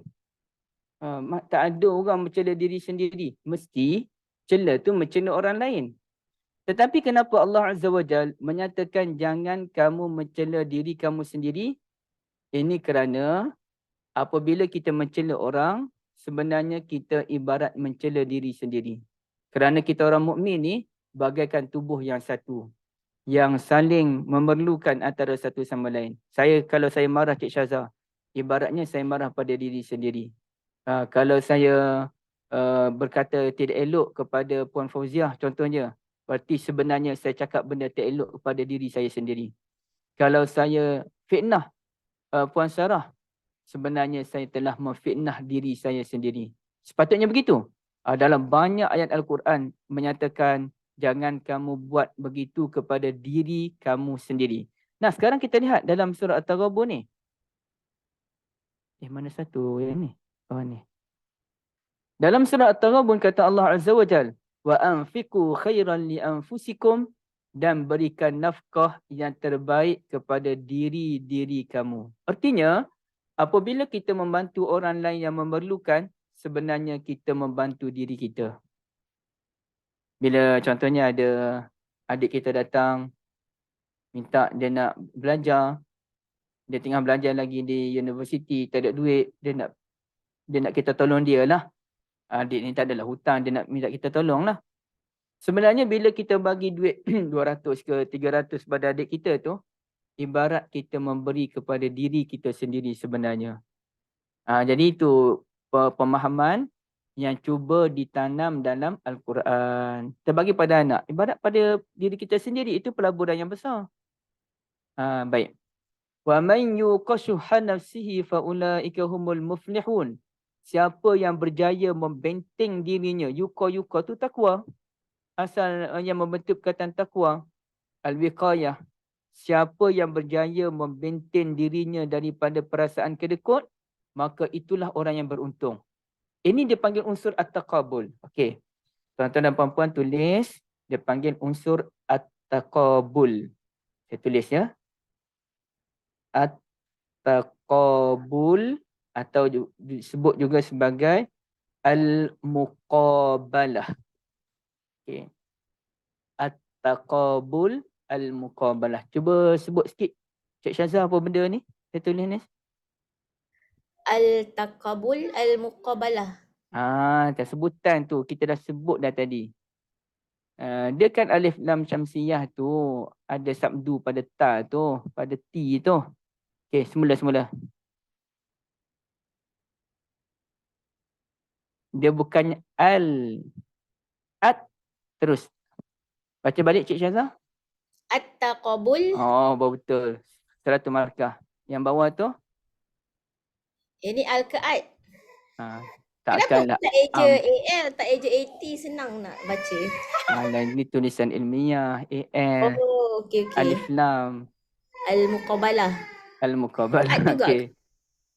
Al-muqabalah. At-taqabul al-muqabalah. Apa maksud at-taqabul? Benda yang bercanggah. Biasanya kalau kita biasa dengar Tadabbur Center punya pembentangan kan, dia panggil at-tanasub ataupun Ustaz Yusuf Arba'in. At-tanasub. Apa kaitan kesesuaian antara A dengan B? Apa kesesuaian antara C dengan D? Tapi ni dia panggil at-taqabul. Dua nilai yang berbeza pada ayat wa man yuqashuha nafsihi fa ulaika humul muflihun. Kenapa? Okey. Biasanya kalau kita simpan duit untuk kita ni, untung tak kita? Tuan-tuan dan puan-puan. Cik Syazah, untung tak? Untung lah kan? Simpan 200. Kemudiannya makan pun kita catu habis. Orang minta bantuan pun kita berkira. Pergi surau pun dalam seminggu tu adalah RM1 kita bagi. Kalau RM1 setiap hari, okey lah. Kalau RM1 setiap hari, memang dah RM20, RM30 kita bagi, okey lah. Ni RM1 seminggu bagi. Kalau memang tak ada duit, cerita lain. Ini cerita orang ada duit ni. Okey. Dengan anak pun berkira, ya. Jadi tuan-tuan dan puan-puan dirahmati Allah, sepatutnya bila kita menyimpan, kita untung. Kita bila kita kedekut, kita untunglah sepatutnya kerana kita tak guna duit. Tapi Al-Quran menyatakan, sesiapa yang berjaya membenteng dirinya, membina pertahanan yang kuat dalam dirinya agar tidak kedekut, perlu memberi, itu yang untung. Jadi yang untung ni apabila kita memberi tapi perlu diurus dengan cara yang baik. Artinya ada duit yang digunakan, ada duit yang disimpan, ada duit roli modal perniagaan kita, ada duit untuk dikongsi-kongsikan dengan keluarga. Barulah kita mendapat keuntungan. Kalau tak, kita mencapai kerugian. Hari ini kalau kita lihat nilai at-taqabul ni, tuan-tuan dan puan-puan sekalian ya, saya nak tunjuk nilai at-taqabul yang lain. Sekejap ya, saya cari sekejap .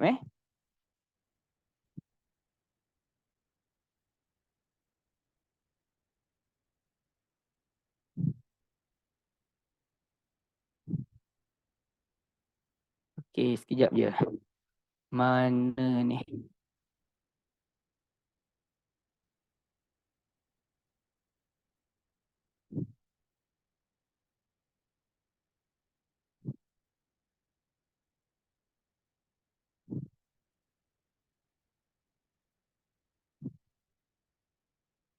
Entahlah kat mana. Okey. Saya jumpa kat mana. Kalau kita lihat nilai at-taqabul yang wujud dalam surah An-Najm. Kita share. Mana surah An-Najm?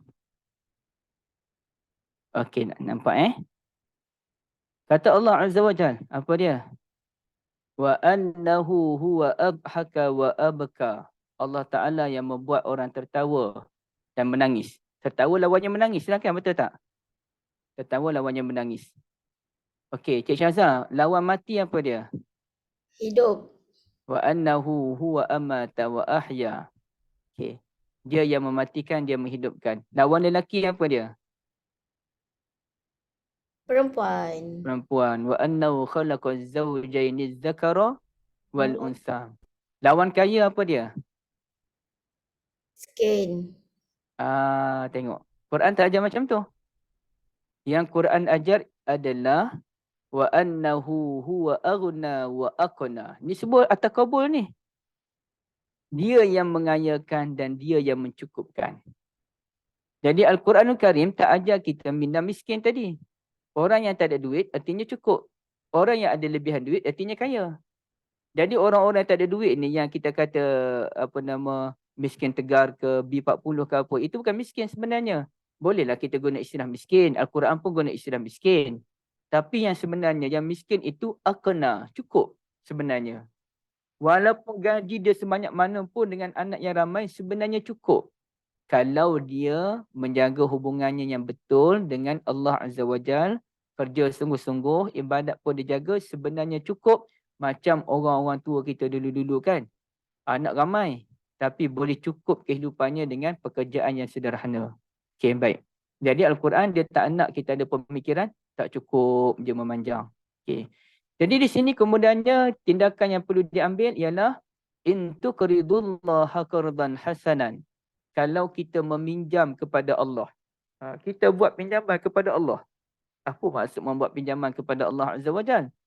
Artinya kita membantu orang yang memerlukan, kita wakaf, kita bina masjid dan sebagainya. Yudha'ifhu lakum, Allah melipat gandakan kita, wa yaghfir lakum, dan Allah Ta'ala mengampunkan kita. Jadi saya rasa memang deep sangatlah dia punya ayat-ayat ini. Sampai kita pun memberi pinjam kepada Allah Azza wa Jal, artinya memberi pinjam sesuatu yang disarankan oleh Allah Azza wa Jalla dalam Al-Quran dan melalui sabdaan Nabi SAW. Okey, kita berhenti sekejap. Kita buka perbincangan kalau ada.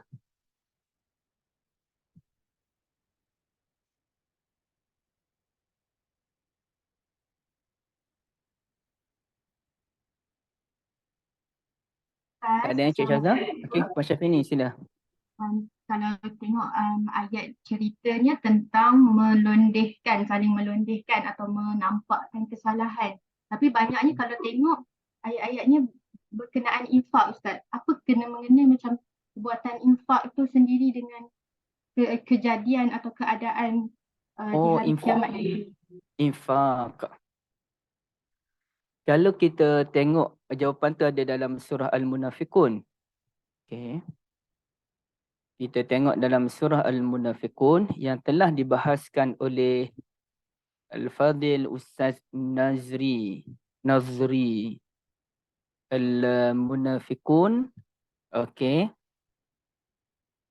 Wa anfiqu mimma razaqnakum min qabli an ya'tiya ahadukumul maut.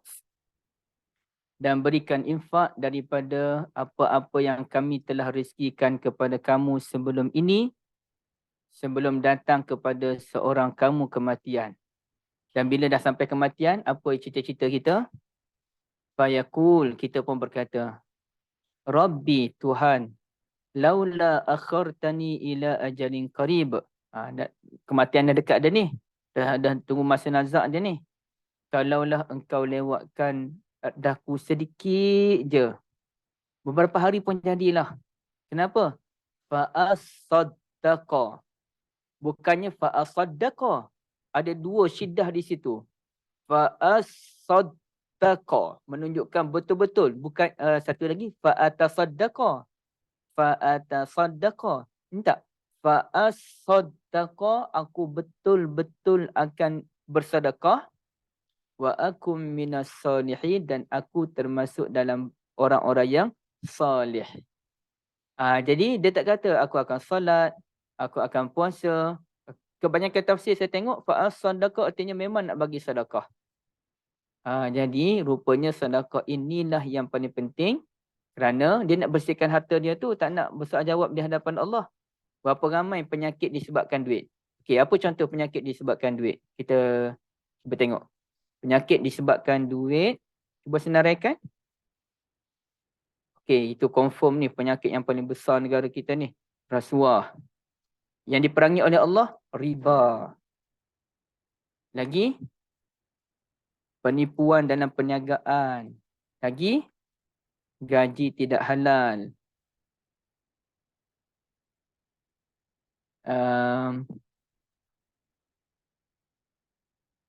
Gaji tidak rasuah, riba. Apa lagi Kalau bahasa Arab tu riswah lah dia panggil. Dan sebagainya. Jadi benda-benda inilah yang akan menyikat kita di hadapan Allah Azza wa Jalla ni. Oleh itu, nak sedekah. Jadi sebenarnya, untuk dia selamatkan diri di hari Taghabun, itulah sedekah merupakan ibadah yang terpenting. Sebab itu juga, kalau kita baca dalam ulasan ulama, apabila seseorang itu ada dosa yang banyak dengan orang lain, anak Adam, maka cara untuk dia selamat daripada menjadi muflis, dia mesti memperbanyakkan sedekah, diniatkan kepada orang yang dia zalimi. Nanti kalau orang dizalimi datang, nanti dia tak ingat dah siapalah dia buat jahat.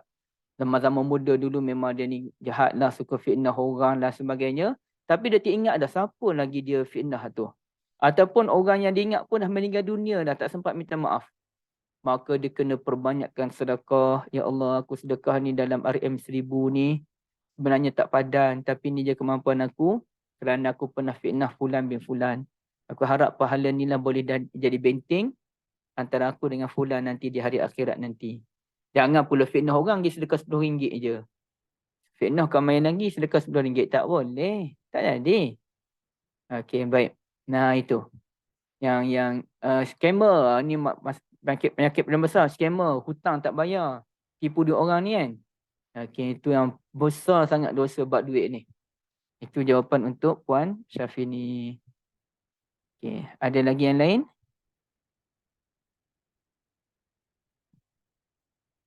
Ustaz, Ya, Bunda. awal tadi Ustaz menyentuh antara sirah penurunan surah ini ialah mengenai dengan beberapa kaum isteri yang menghalang suami berhijrah ke Madinah kan. Tapi surah ni surah Madani kan. Adakah perkara ini berlaku setelah beberapa individu yang berhasrat untuk berhijrah ke Madinah sebelum Baitul Hudaybiyah, Baitul Ridwan. Okey, saya faham soalan Bunda. Kan Seingat Bonda, ada waktu Rasulullah pergi ke Makkah dan di Hudaybiyah dihalang oleh Quraisy dan ada perjanjian di sana jika ada orang Makkah lari escape ke Madinah untuk dikembalikan. Okey. Terima kasih banyak Bonda, jazakumullah khairah. Dan sebenarnya ayat ini memang surah ini Madaniyah. Apa yang Bonda sebut tu pun ada kemungkinan betul, tapi cerita umumnya ialah apabila Nabi SAW hijrah ke Madinah, ramai lagi orang Islam yang belum berhijrah ke Madinah. Dan orang Islam yang tidak berhijrah ke Madinah tu dia ada faktor yang dibenarkan dan ada faktor yang tidak dibenarkan.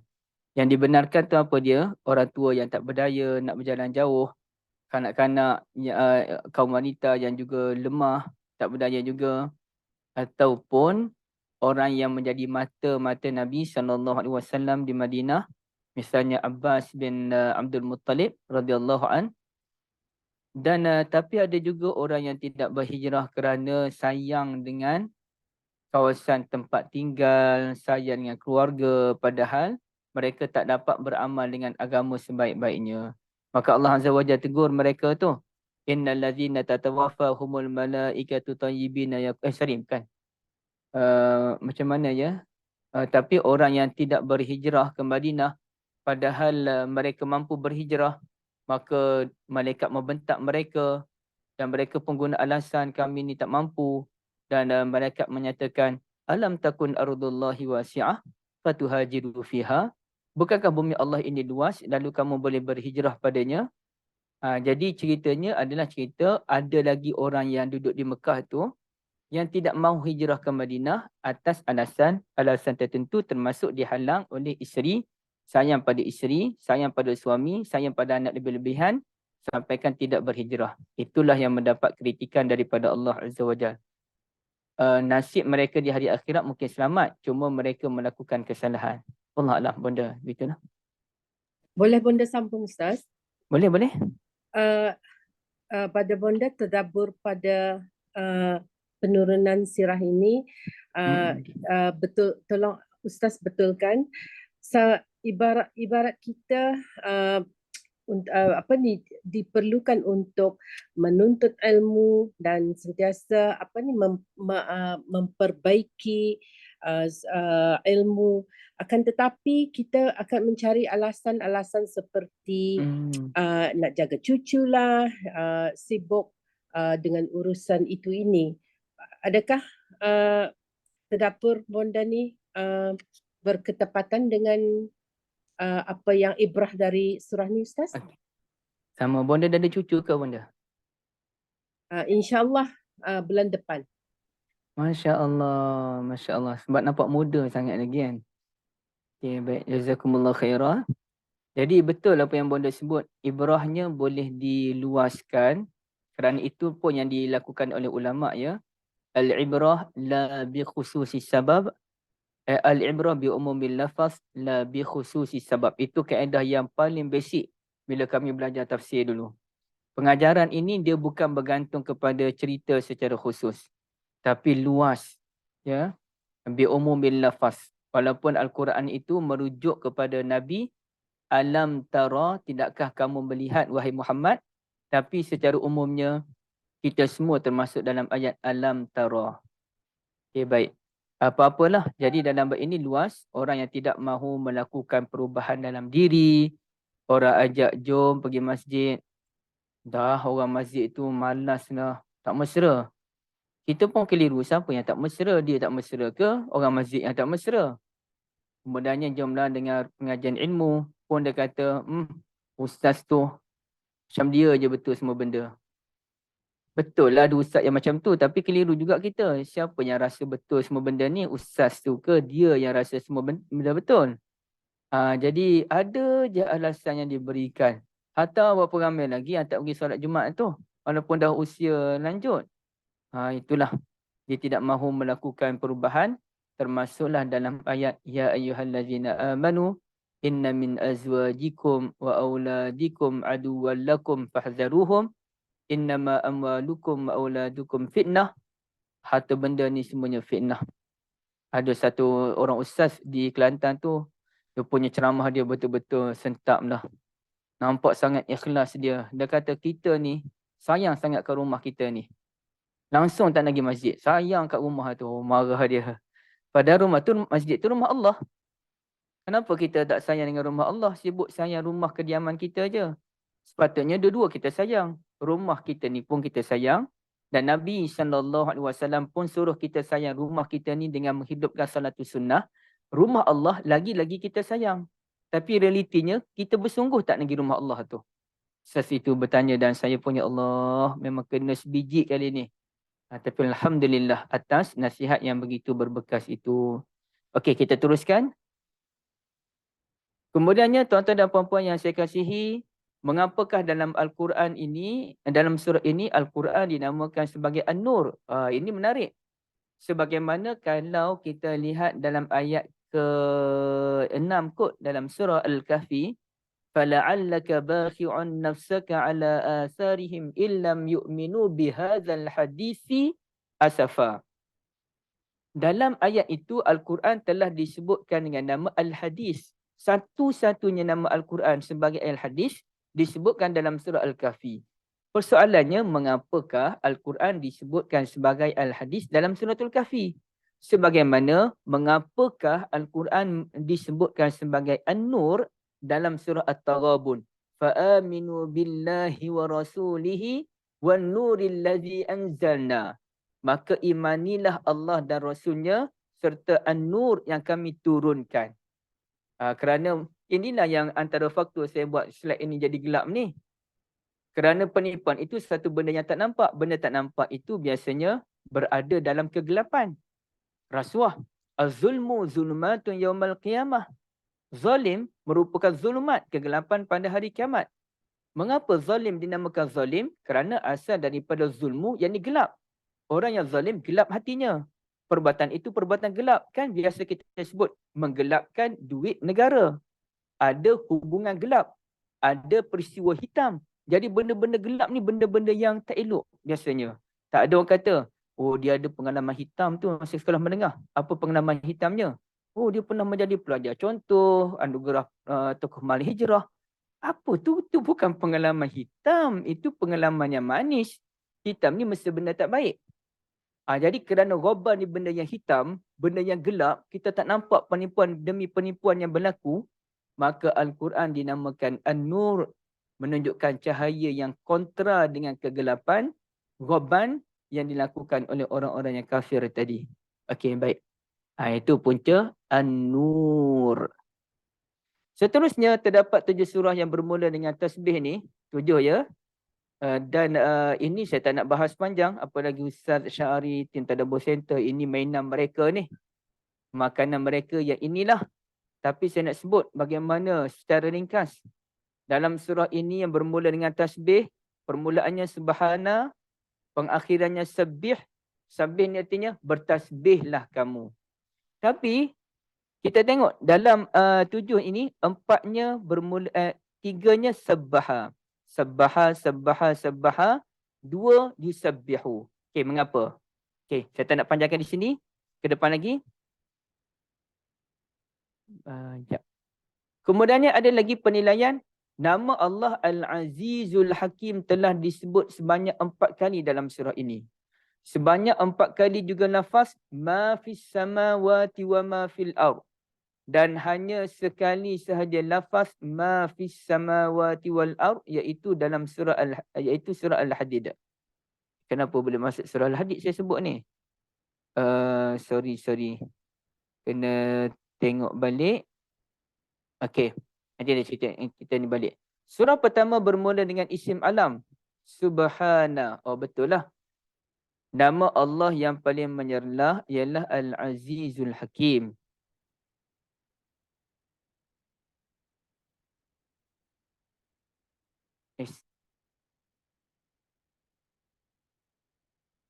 Oh ya, sorry. Saya ada tertekan apa tadi Okey dah. Sekejap ya tuan-tuan dan puan-puan. Ada benda saya nak check sekejap.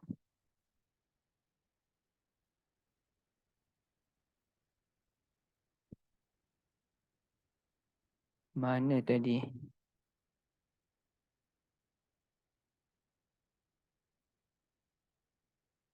Okey, dah jumpa. Okey.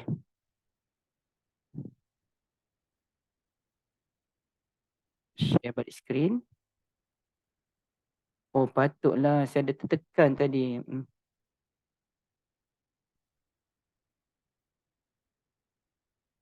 Oh, sorry. Saya ada tertekan tadi. Saya nak kena tunggu sekejap.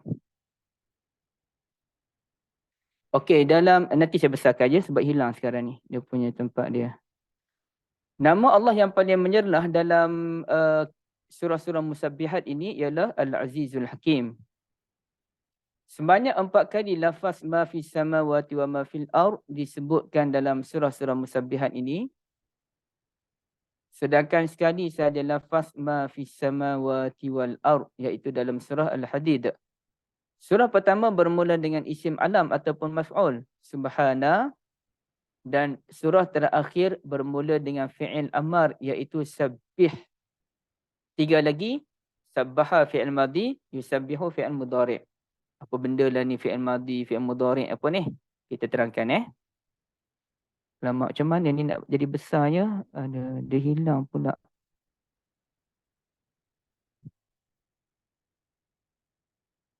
Dah boleh dah.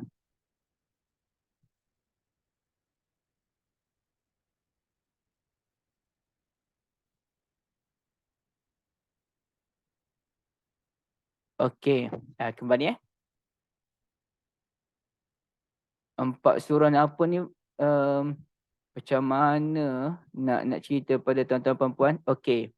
Kalau kita tengok, ni kena tengok sendiri dalam Quran Suratul Hasyr, Surah As-Saff, Surah Al-Jumu'ah, Surah At-Taghabun.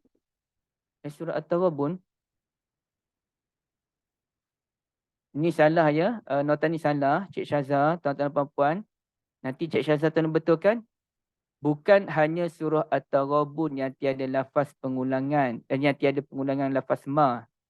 Sebenarnya surah At-Taghabun tu hanya satu surah. Itu keliru ya. Hanya satu surah yang tiada pengulangan lafaz ma, iaitu surah Al-Hadid. Yang lain semuanya ma fis samawati wa ma fil ardh. Sabbaha lillahi ma fis samawati wa ma fil ardh. Yusabbihu lillahi ma fis samawati wa ma fil ardh. Tapi bila masuk dalam suratul Hadid, hanya disebut sabbaha lillahi ma fis samawati wal ardh. Tuan-tuan dan puan-puan, betulkan balik nota tu. Hanya satu surah yang tiada pengulangan lafaz ma. Kenapa? Kenapa surah lain ma fis samawati wa ma fil ardh disebut wa ma balik? Surah Al-Hadid tak ada wa ma fil ardh. Hanya ma fis samawati wal ardh, kerana kalau ada wa ma fil ardi menunjukkan surah itu berbicara dengan kita. Contohnya surah As-Saff, Subhanallahi ma fis samawati wa ma fil ardh wa huwal azizul hakim. Ya ayyuhallazina amanu, wahai orang-orang beriman, lima taquluna ma la taf'alun. Okey, nampak? Dia mesti ada kaitan dengan manusia. Kita tengok pula dalam surah Al-Hasyr. Subhanallahi ma fis samawati wa ma fil ardh. Apa tu? Ayat seterusnya, huwalladzina kafaru huwallazi akhrajal ladzina kafaru min awwalil hasyr. Dialah yang mengusir orang-orang kafir pada awal pengusiran itu. Okey, yang mengeluarkan orang kafir pada awal pengusiran. Dia mesti ada kaitan dengan manusia. Tapi apabila surah Al-Hadid tidak ada pengulangan lafaz ma, menunjukkan ayat kedua, ketiga, keempat apa tu bercerita tentang daerah ketuhanan, bukannya daerah kemanusiaan. Ini tuan-tuan dan puan-puan boleh tengok sendiri surah-surah tersebut. Okey, ini cerita ringkas je. Bukan kita nak bagi tumpuan yang ni sangat. Ini pun saya tak naklah cerita, tuan-tuan dan puan-puan bacalah sendiri ya. Tapi ala kullin, surah ini bermula sabbaha. Dalam surah At-Taghabun cerita tentang sabbaha lillahi ma fis samawati wal ardh, menunjukkan Allah Azza wa Jal ini surah dah tertukar takkir dah saya ni. Surah ini bermula dengan yusabbihu. Mana-mana surah yang bermula dengan sabbaha mesti ada cerita tentang peperangan. Mana-mana surah yang bermula dengan yusabbihu seperti At-Taghabun dan juga Al-Jumu'ah, tiada perbincangan tentang peperangan. Kita tengok dalam surah At-Taghabun, ada tak cerita perang tadi? Tak ada. Kita tengok dalam surah Al-Jumu'ah, ada tak cerita tentang perang? Tak ada. Kenapa? Okay, kalau sabbaha ni dia panggil fi'il madhi dalam bahasa Arab. Fi'il madhi menunjukkan benda yang lepas. Sabbaha lillah telah menyucikan Allah Azza wa Jal. Itulah benda yang lepas. Kalau yusabbihu, benda yang sekarang dan akan datang selama-lamanya.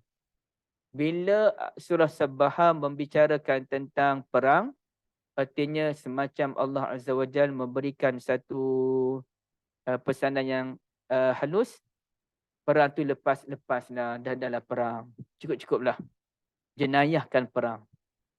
Apabila surah Yusabbihu, yakni lafaz mudhari', tidak ada perbincangan tentang peperangan, artinya pada masa sekarang, pada masa akan datang, kita tidak akan berperang sesama kita. Kalau kita tak setuju macam mana pun, cukuplah kita berdebat, cukuplah kita bergaduh mulut, cukuplah. Bergaduh ekonomi pun bolehlah. Perang dingin pun perang dinginlah. Tapi jangan sampai berlaku peperangan senjata. Jadi itu pengajaran yang halus. Tinggalkan peperangan, sabbaha, fi'il madhi, dan jalani kehidupan yang damai pada masa akan datang, fi'il mudhari' yusabbihu. Boleh jelas ke Cik Syazah, tuan-tuan dan puan-puan, tentang perang tak perang ni? Sabbaha yusabbihu ni? Jelas. Okey.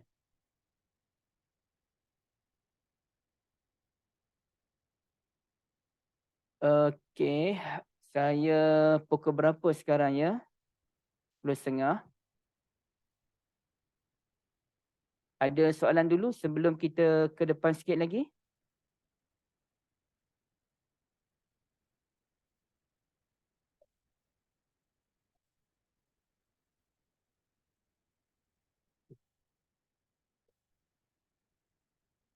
Okey semua Kalau kita lihat dalam ayat yang kelima, alam ya'tikum naba'ul ladzina kafaru min qablihim. Tidak sampaikah berita kepadamu. An-naba ini tuan-tuan dan puan-puan dirahmati Allah, maksudnya berita. Sama dengan berita khabar. Khabar. Tapi kenapa Allah Azza wa Jal tidak menggunakan perkataan khabar? Kenapa dalam ayat ada ayat naba, anin naba'il azim? Kenapa tak sebut amma yatasaalun anil khabaril azim? Contohnya, azim ni huruf za tu dia lidah kena keluar sikit. Azim, payah sikitlah nak sebut. Okey. Kenapa? Apa beza antara naba dengan khabar sedangkan kedua-duanya bermaksud perkhabaran ataupun berita? Maka kata ulama, kalau ayat tentang naba, ia menunjukkan sesuatu yang besar. Ya, sesuatu yang besar. Justru para nabi disebut an-nabi, pembawa berita yang besar. Selain daripada itu, an-nabi juga bermaksud orang yang berkedudukan tinggi. Jadi dinamakan an-naba kerana naba ini berita yang besar yang nak dibawakan oleh Allah Azza wa Jal. Alam ya'tikum naba'ul ladzina kafaru min qablihim. Tidakkah sampai berita tentang orang-orang kafir sebelum kamu yang fazaku sekian-sekian itulah. Okey. Fazaku abala amrihim tu kan. Kenapa Allah Azza wa Jal guna perkataan fazaku? Maka rasailah kesudahan buruk disebabkan perbuatan mereka.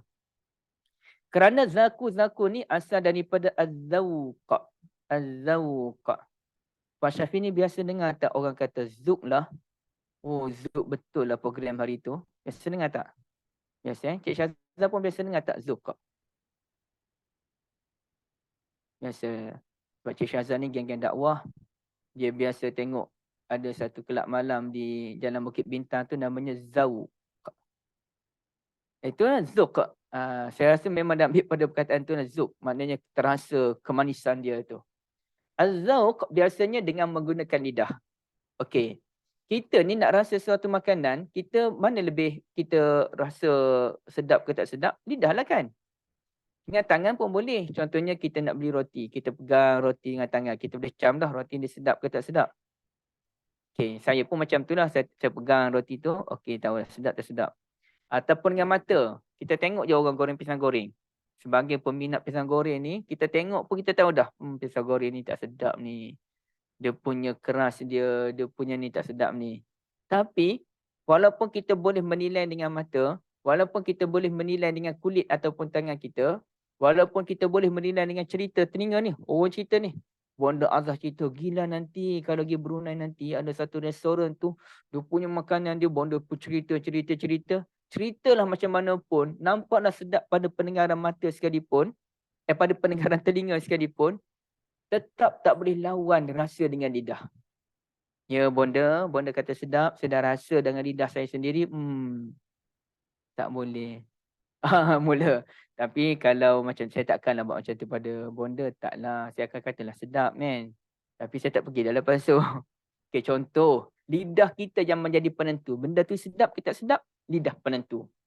Sebab itu kalau orang yang dia masak untuk berbuka puasa, boleh tak boleh dia mencicip makanan sedikit?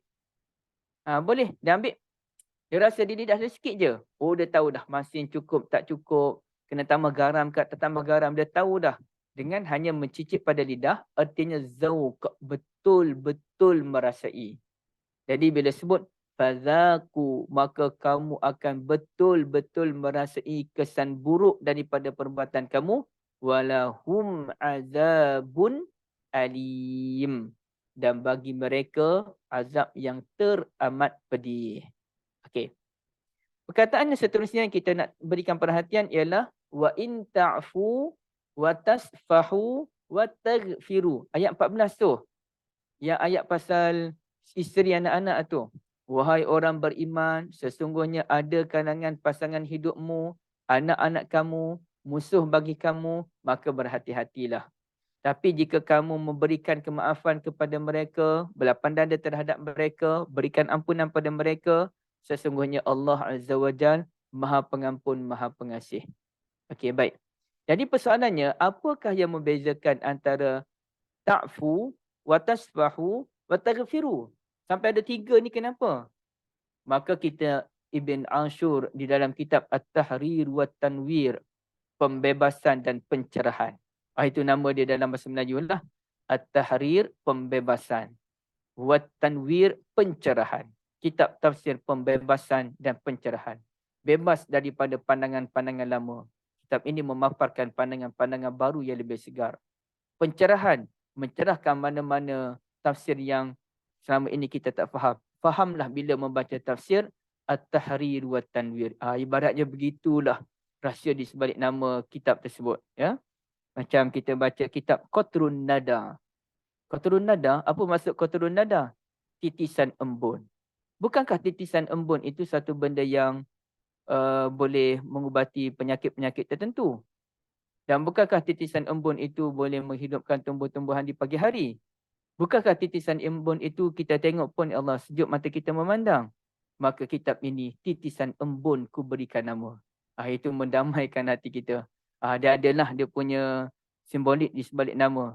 Ataupun nama kitab Bulughul Maram. Tercapailah cita-cita. Dengan membaca kitab ini, tercapailah cita-cita anda. Untuk memahami sabdaan Nabi SAW. Riyadhus Salihin, taman-taman orang yang saleh. Artinya, apakah dia maksud taman-taman? Hadis-hadis Nabi SAW ibarat taman yang begitu memberikan kesegaran kepada kita semua. Jadi nama-nama ni Masya Allah ya. Ataupun Bakuratul Amani. Bakurah tu tunas. Benda yang baru tumbuh. Untuk orang-orang yang bercita-cita memahami ilmu akidah. Bacalah kitab Bakuratul Amani. Tunas bagi orang-orang yang memasang impian. Nama itu memang kelas. Sekarang ni kita ada kitab Nuran Mubina, cahaya yang jelas. Ustaz Abdullah Bukhari. Sirajam Munira, pelita yang menerangi. Ustaz Syari dan Ustaz Fakhrul. Nak buat nama kita apa saya ni? Kitab apa ya Syazah? Nama kitab Syazah lah. Syazwul Fayyad, wangian yang tersebar. Syazwul Muntashar, wangian harum yang tersebar. Okey. Apakah yang membezakan antara 3 perkataan ini? Kata Ibn Ashur, ta'fu asal daripada al-afu. Tidak menghukum, tapi dalam masa yang sama celaan tu masih ada. Marah-marah tak ada lagi lah. Itu level yang pertama. As-safhu wa tasfahu. Tidak menghukum, berlapang dada dan tiada lagi celaan. Dan yang ketiga, wa taghfiru asal daripada al-ghafru. Menutup keaiban dan tiada celaan. Tapi saya secara peribadi kurang bersetuju dengan ulasan Ibn Ashur bahawasanya ta'fu tu bermaksud tidak menghukum dalam keadaan perasaan marah masih wujud lagi. Saya tak setuju dengan itu kerana perkataan al-afu bermaksud memadamkan segalanya. Artinya marah dengan suami dan isteri ni. Afu, padamkan, delete semua tu. Jangan fikir lagi, jangan layan lagi. Syaitan yang cuba hujukkan balik perasaan tak puas hati. As-safhu, berlapang dada. Berlapang dada. Kalaulah pasangan kita buat silap lagi, jangan ungkit. Oh, dulu dah buat dah. Jangan. Berlapang dada. Cerita lama-lama dah. Ini cerita baru. Wa taghfiru, tutup. Benda-benda yang mengaibkan, tutup. Ya. Saya ingat sahabat saya, kawan saya dulu bagi tahu, Allah Ta'ala letakkan satu perasaan yang begitu murni antara pasangan suami isteri ni, iaitu suami tidak menyebutkan kepada orang lain bagaimana cara isterinya tidur, begitulah isteri pun tak cerita pada orang lain bagaimana cara suami dia tidur. Oh, kalau isteri aku tidur macam tu cara dia. Tak ada. Tak ada pun suami nak cerita benda macam tu. Isteri pun tak ada lah. Suami aku berdengkur je lah malam-malam. Tak ada. Tak cerita benda-benda yang mengaibkan. Itu anugerah Allah Azza wa Jal yang diberikan kepada orang-orang yang soleh. Kalau orang tak soleh, habis semua benda dia cerita. Entah apa maklumat pun kita tak tahu. Semua benda nak masuk dalam media sosial. Makan pun tunjuk dalam media sosial. Tak ada privacy. Okay, baik. Tuan-tuan dan puan-puan, saya tak sempat nak buat kaitan antara surah Taghabun dengan surah Talaq. Sebenarnya bukan tak ada kesempatan masa. Tapi tak larat dah. Letih sangat. Sebab saya sedang berjuang menyiapkan buku solat. Semalam pun tidur dekat pukul 2 pagi. Tu pun terpaksa menidurkan diri kerana nak kelas pada hari ini. Pagi tadi pun saya buat lagi buku. Waktu baru siap poin ni. Sebenarnya dah ada dalam kepala, cuma tak type je. Okay, jadi saya minta maaf, tak ada kaitan surah Taghabun dengan Talaq. Betul-betul saya tak daya. Dia punya perbahasannya agak rencam, letih. Saya minta maaf Cik Syazah ya. Harumannya mewangi kerana saya tak mencukupi piawaian yang Cik Syazah perlukan tu. Ayat 11 suratul Munafikun. Wallahu khabirum bima ta'malun. Allah tahu apa yang kamu lakukan. Ayat surah At-Taghabun. Wallahu bima ta'maluna basir. Allah tentang apa yang kamu lakukan Allah tengok. Artinya kenapa sini tak sebut Wallahu bima ta'maluna khabir? Kerana Allah Ta'ala nak beri penekanan sesuai dengan surah itu, Allah maha mengetahui tindakan kamu. Ceritanya tentang Allah yang maha mengetahui, itu lebih diberikan penekanan. Ayat 2 surah Taghabun, penekanan diberikan terhadap perbuatan kamu. Kerana Allah menyatakan, Huwallazi khalaqakum faminkum kafirun wa minkum mu'min. Ada kalangan kamu kafir, ada kalangan kamu beriman. Jadi ayat itu berkaitan dengan amalan kita, kafir dan beriman. Maka perkataan amalan diletakkan dahulu. Wallahu bima ta'maluna basir. Bukannya wallahu basirun bima ta'malun. Tapi saya tak naklah cerita detail-detail macam tu tuan-tuan dan puan-puan sekalian. Nanti bila nak habiskan. Okey, saya nak poin-poin penting je. Dan ayat ketiga pula. Zalika bi'annahum amanu summa kafaru. Ini, maknanya akhir surah Al-Munafikun cerita tentang Allah mengetahui apa yang kita lakukan. Awal surah Taghabun menceritakan Allah tengok apa yang kita lakukan. Okey, dia kaitan dengan akhir surah Munafikun dengan awal surah At-Taghabun. Awal surah Munafikun Allah Azza wa Jal menyatakan manusia ni, orang kafir, orang munafik ni, zalika bi'annahum amanu summa kafaru. Dulu beriman, kemudiannya kafir. Sama jugalah dengan cerita ayat kedua. Allah Ta'ala ciptakan kita, ada kalangan kita kafir, ada kalangan kita yang beriman. Okey, ada kaitan. Ayat 4, humul aduwwu fahzarhum qatalahumullah. Mereka ialah musuh-musuh kamu, musuh-musuh, maka kamu kena berhati-hati. Surah At-Taghabun menyatakan sebahagian daripada pasangan hidup kita dan anak-anak kita merupakan musuh kita, maka kita kena hati-hati. Yang boleh menyekat potensi keimanan kita tu. Dalam surah Al-Munafikun, walillahi khazainus samawati wal ard. Bagi Allah segala khazanah di langit-langit dan di bumi. Bagi surah Taghabun, segala yang ada di langit-langit dan di bumi sentiasa bertasbih kepada Allah. Dan Allah Azza wa Jal itu ya'lamu ma fis samawati wal ard. Sentiasa mengetahui apa sahaja di langit-langit dan di bumi. Ayat 10 surah Munafikun. Apa dia? Wa anfiqu mimma razaqnakum. nafkahkanlah daripada apa yang kami rezekikan kepadamu. Yang kita nak kedekut sangat ni kenapa? Duit tu kan Allah bagi. Harta tu kan Allah yang bagi. Bukan duit kita pun. Tapi sebahagian orang dia perasan. Dia kata tu duit dia. Itu usaha dia. Padahal sebahagian orang tu dia dapat tu pun kerana rezeki terpijak. Jadi syukurlah. Infakkanlah. Ayat 16 surah At-Taghabun. Wa anfiqu khairan li anfusikum. Berikan infak yang baik kepada dirimu. Ayat 9 suratul Munafiqun menyatakan la tulhikum amwalukum wala auladukum an zikrillah. Janganlah harta dan juga janganlah kamu lalai dengan hartamu dan juga janganlah lalai dengan anak-anakmu daripada mengingati Allah Azza wa Jal. Sama jugalah dengan isu ini. Innama amwalukum wa auladukum fitnah. Harta-harta dengan anak ni sebagai fitnah. Disuruh kita kena berikan pinjaman harta kita kepada Allah Jalla wa'ala. Al-Ghaniyul Mughni. Jadi walhamdulillah. Selesailah pembentangan saya yang banyak lagi kekurangan yang wujud. Dan tidaklah saya memperincikan satu-satu ayat demi ayat. Kerana kerja saya bukan menyampaikan tafsir kepada tuan-tuan dan puan-puan kan. Kita bukan kelas tafsir ni. Tapi kita kelas memahami mesej-mesej yang menarik dalam surah tersebut. Jadi setakat yang saya mampu, saya buat begitu. Dan ada satu prinsip yang saya pegang je, Cik Syaza dan tuan-tuan dan puan-puan. Dan saya nak nyatakan prinsip ini sebagai supaya jelaslah di peringkat tuan-tuan dan puan-puan. Apabila Cik Syaza menjemput saya ke dalam program yang khusus seperti ini, atau mana-manalah program yang khusus, dan program ini tuan-tuan dan puan-puan datang dengan membayar yuran, maka saya akan memastikan bahawa saya memberi khusus untuk tuan-tuan dan puan-puan sekalian. Okey, bukannya saya buat ala kadar, bukannya program lain pun macam itulah, program di sini pun ala kadar. Sedangkan tuan-tuan dan puan-puan datang ni ada dua komitmen. Komitmen yuran dan juga komitmen masa. Dengan memberi kepercayaan kepada kami pembentang-pembentang, maka saya mesti memberikan sesuatu yang bersifat khusus kepada tuan-tuan dan puan-puan. Walaupun mungkin saya akan bincangkan lagi surah Taghabun di tempat lain, tapi perbincangannya tidak akan sama dengan perbincangan di sini. Di sini kita cuba bincang secara lebih terperinci dalam tempoh 2 jam.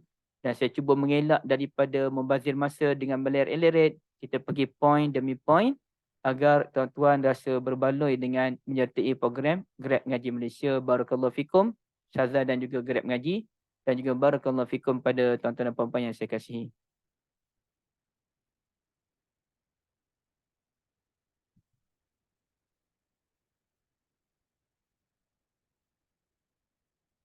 Syaza tak buka suara.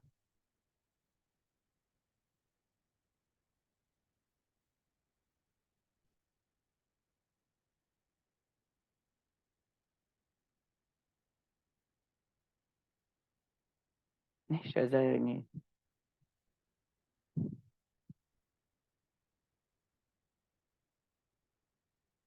Kita bagi masa untuk Cik Syaza masuk balik sekejap je tuan-tuan puan-puan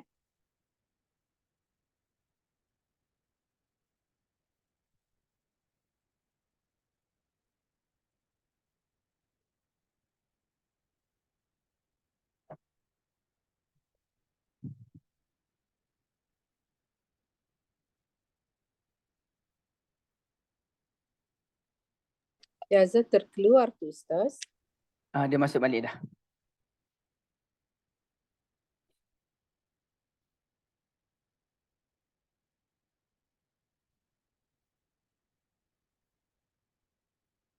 Syaza, tak dengar lagi.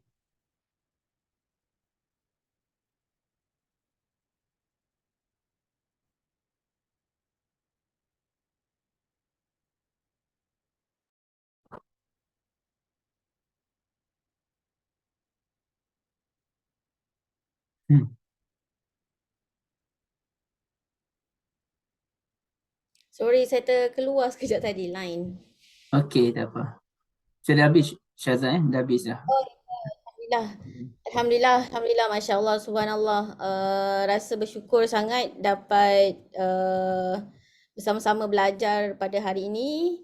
Terima kasih banyak Ustaz Zuhairi. Saya dan semua doakan semoga Ustaz terus diberikan kekuatan, kesihatan yang baik, kelapangan akal dan kekuatan jiwa untuk terus memberi memberi suluhan baharu kepada kami Ustaz yang ingin belajar ilmu Al-Quran ni, insya-Allah.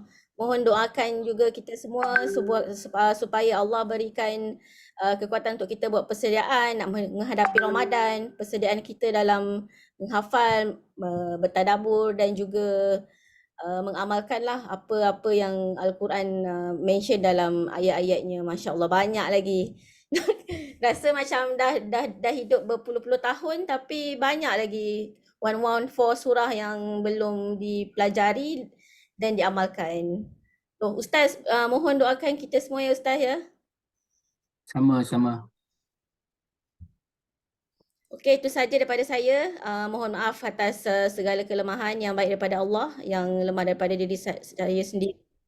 Saya sudahi dengan ucapan Assalamualaikum warahmatullahi wabarakatuh dan selamat berhujung minggu semua. Terima kasih semua. Waalaikumsalam warahmatullahi wabarakatuh. Waalaikumsalam. Terima kasih Ustaz. Terima Ustaz. kasih Ustazah. Ustazah. Terima kasih semua.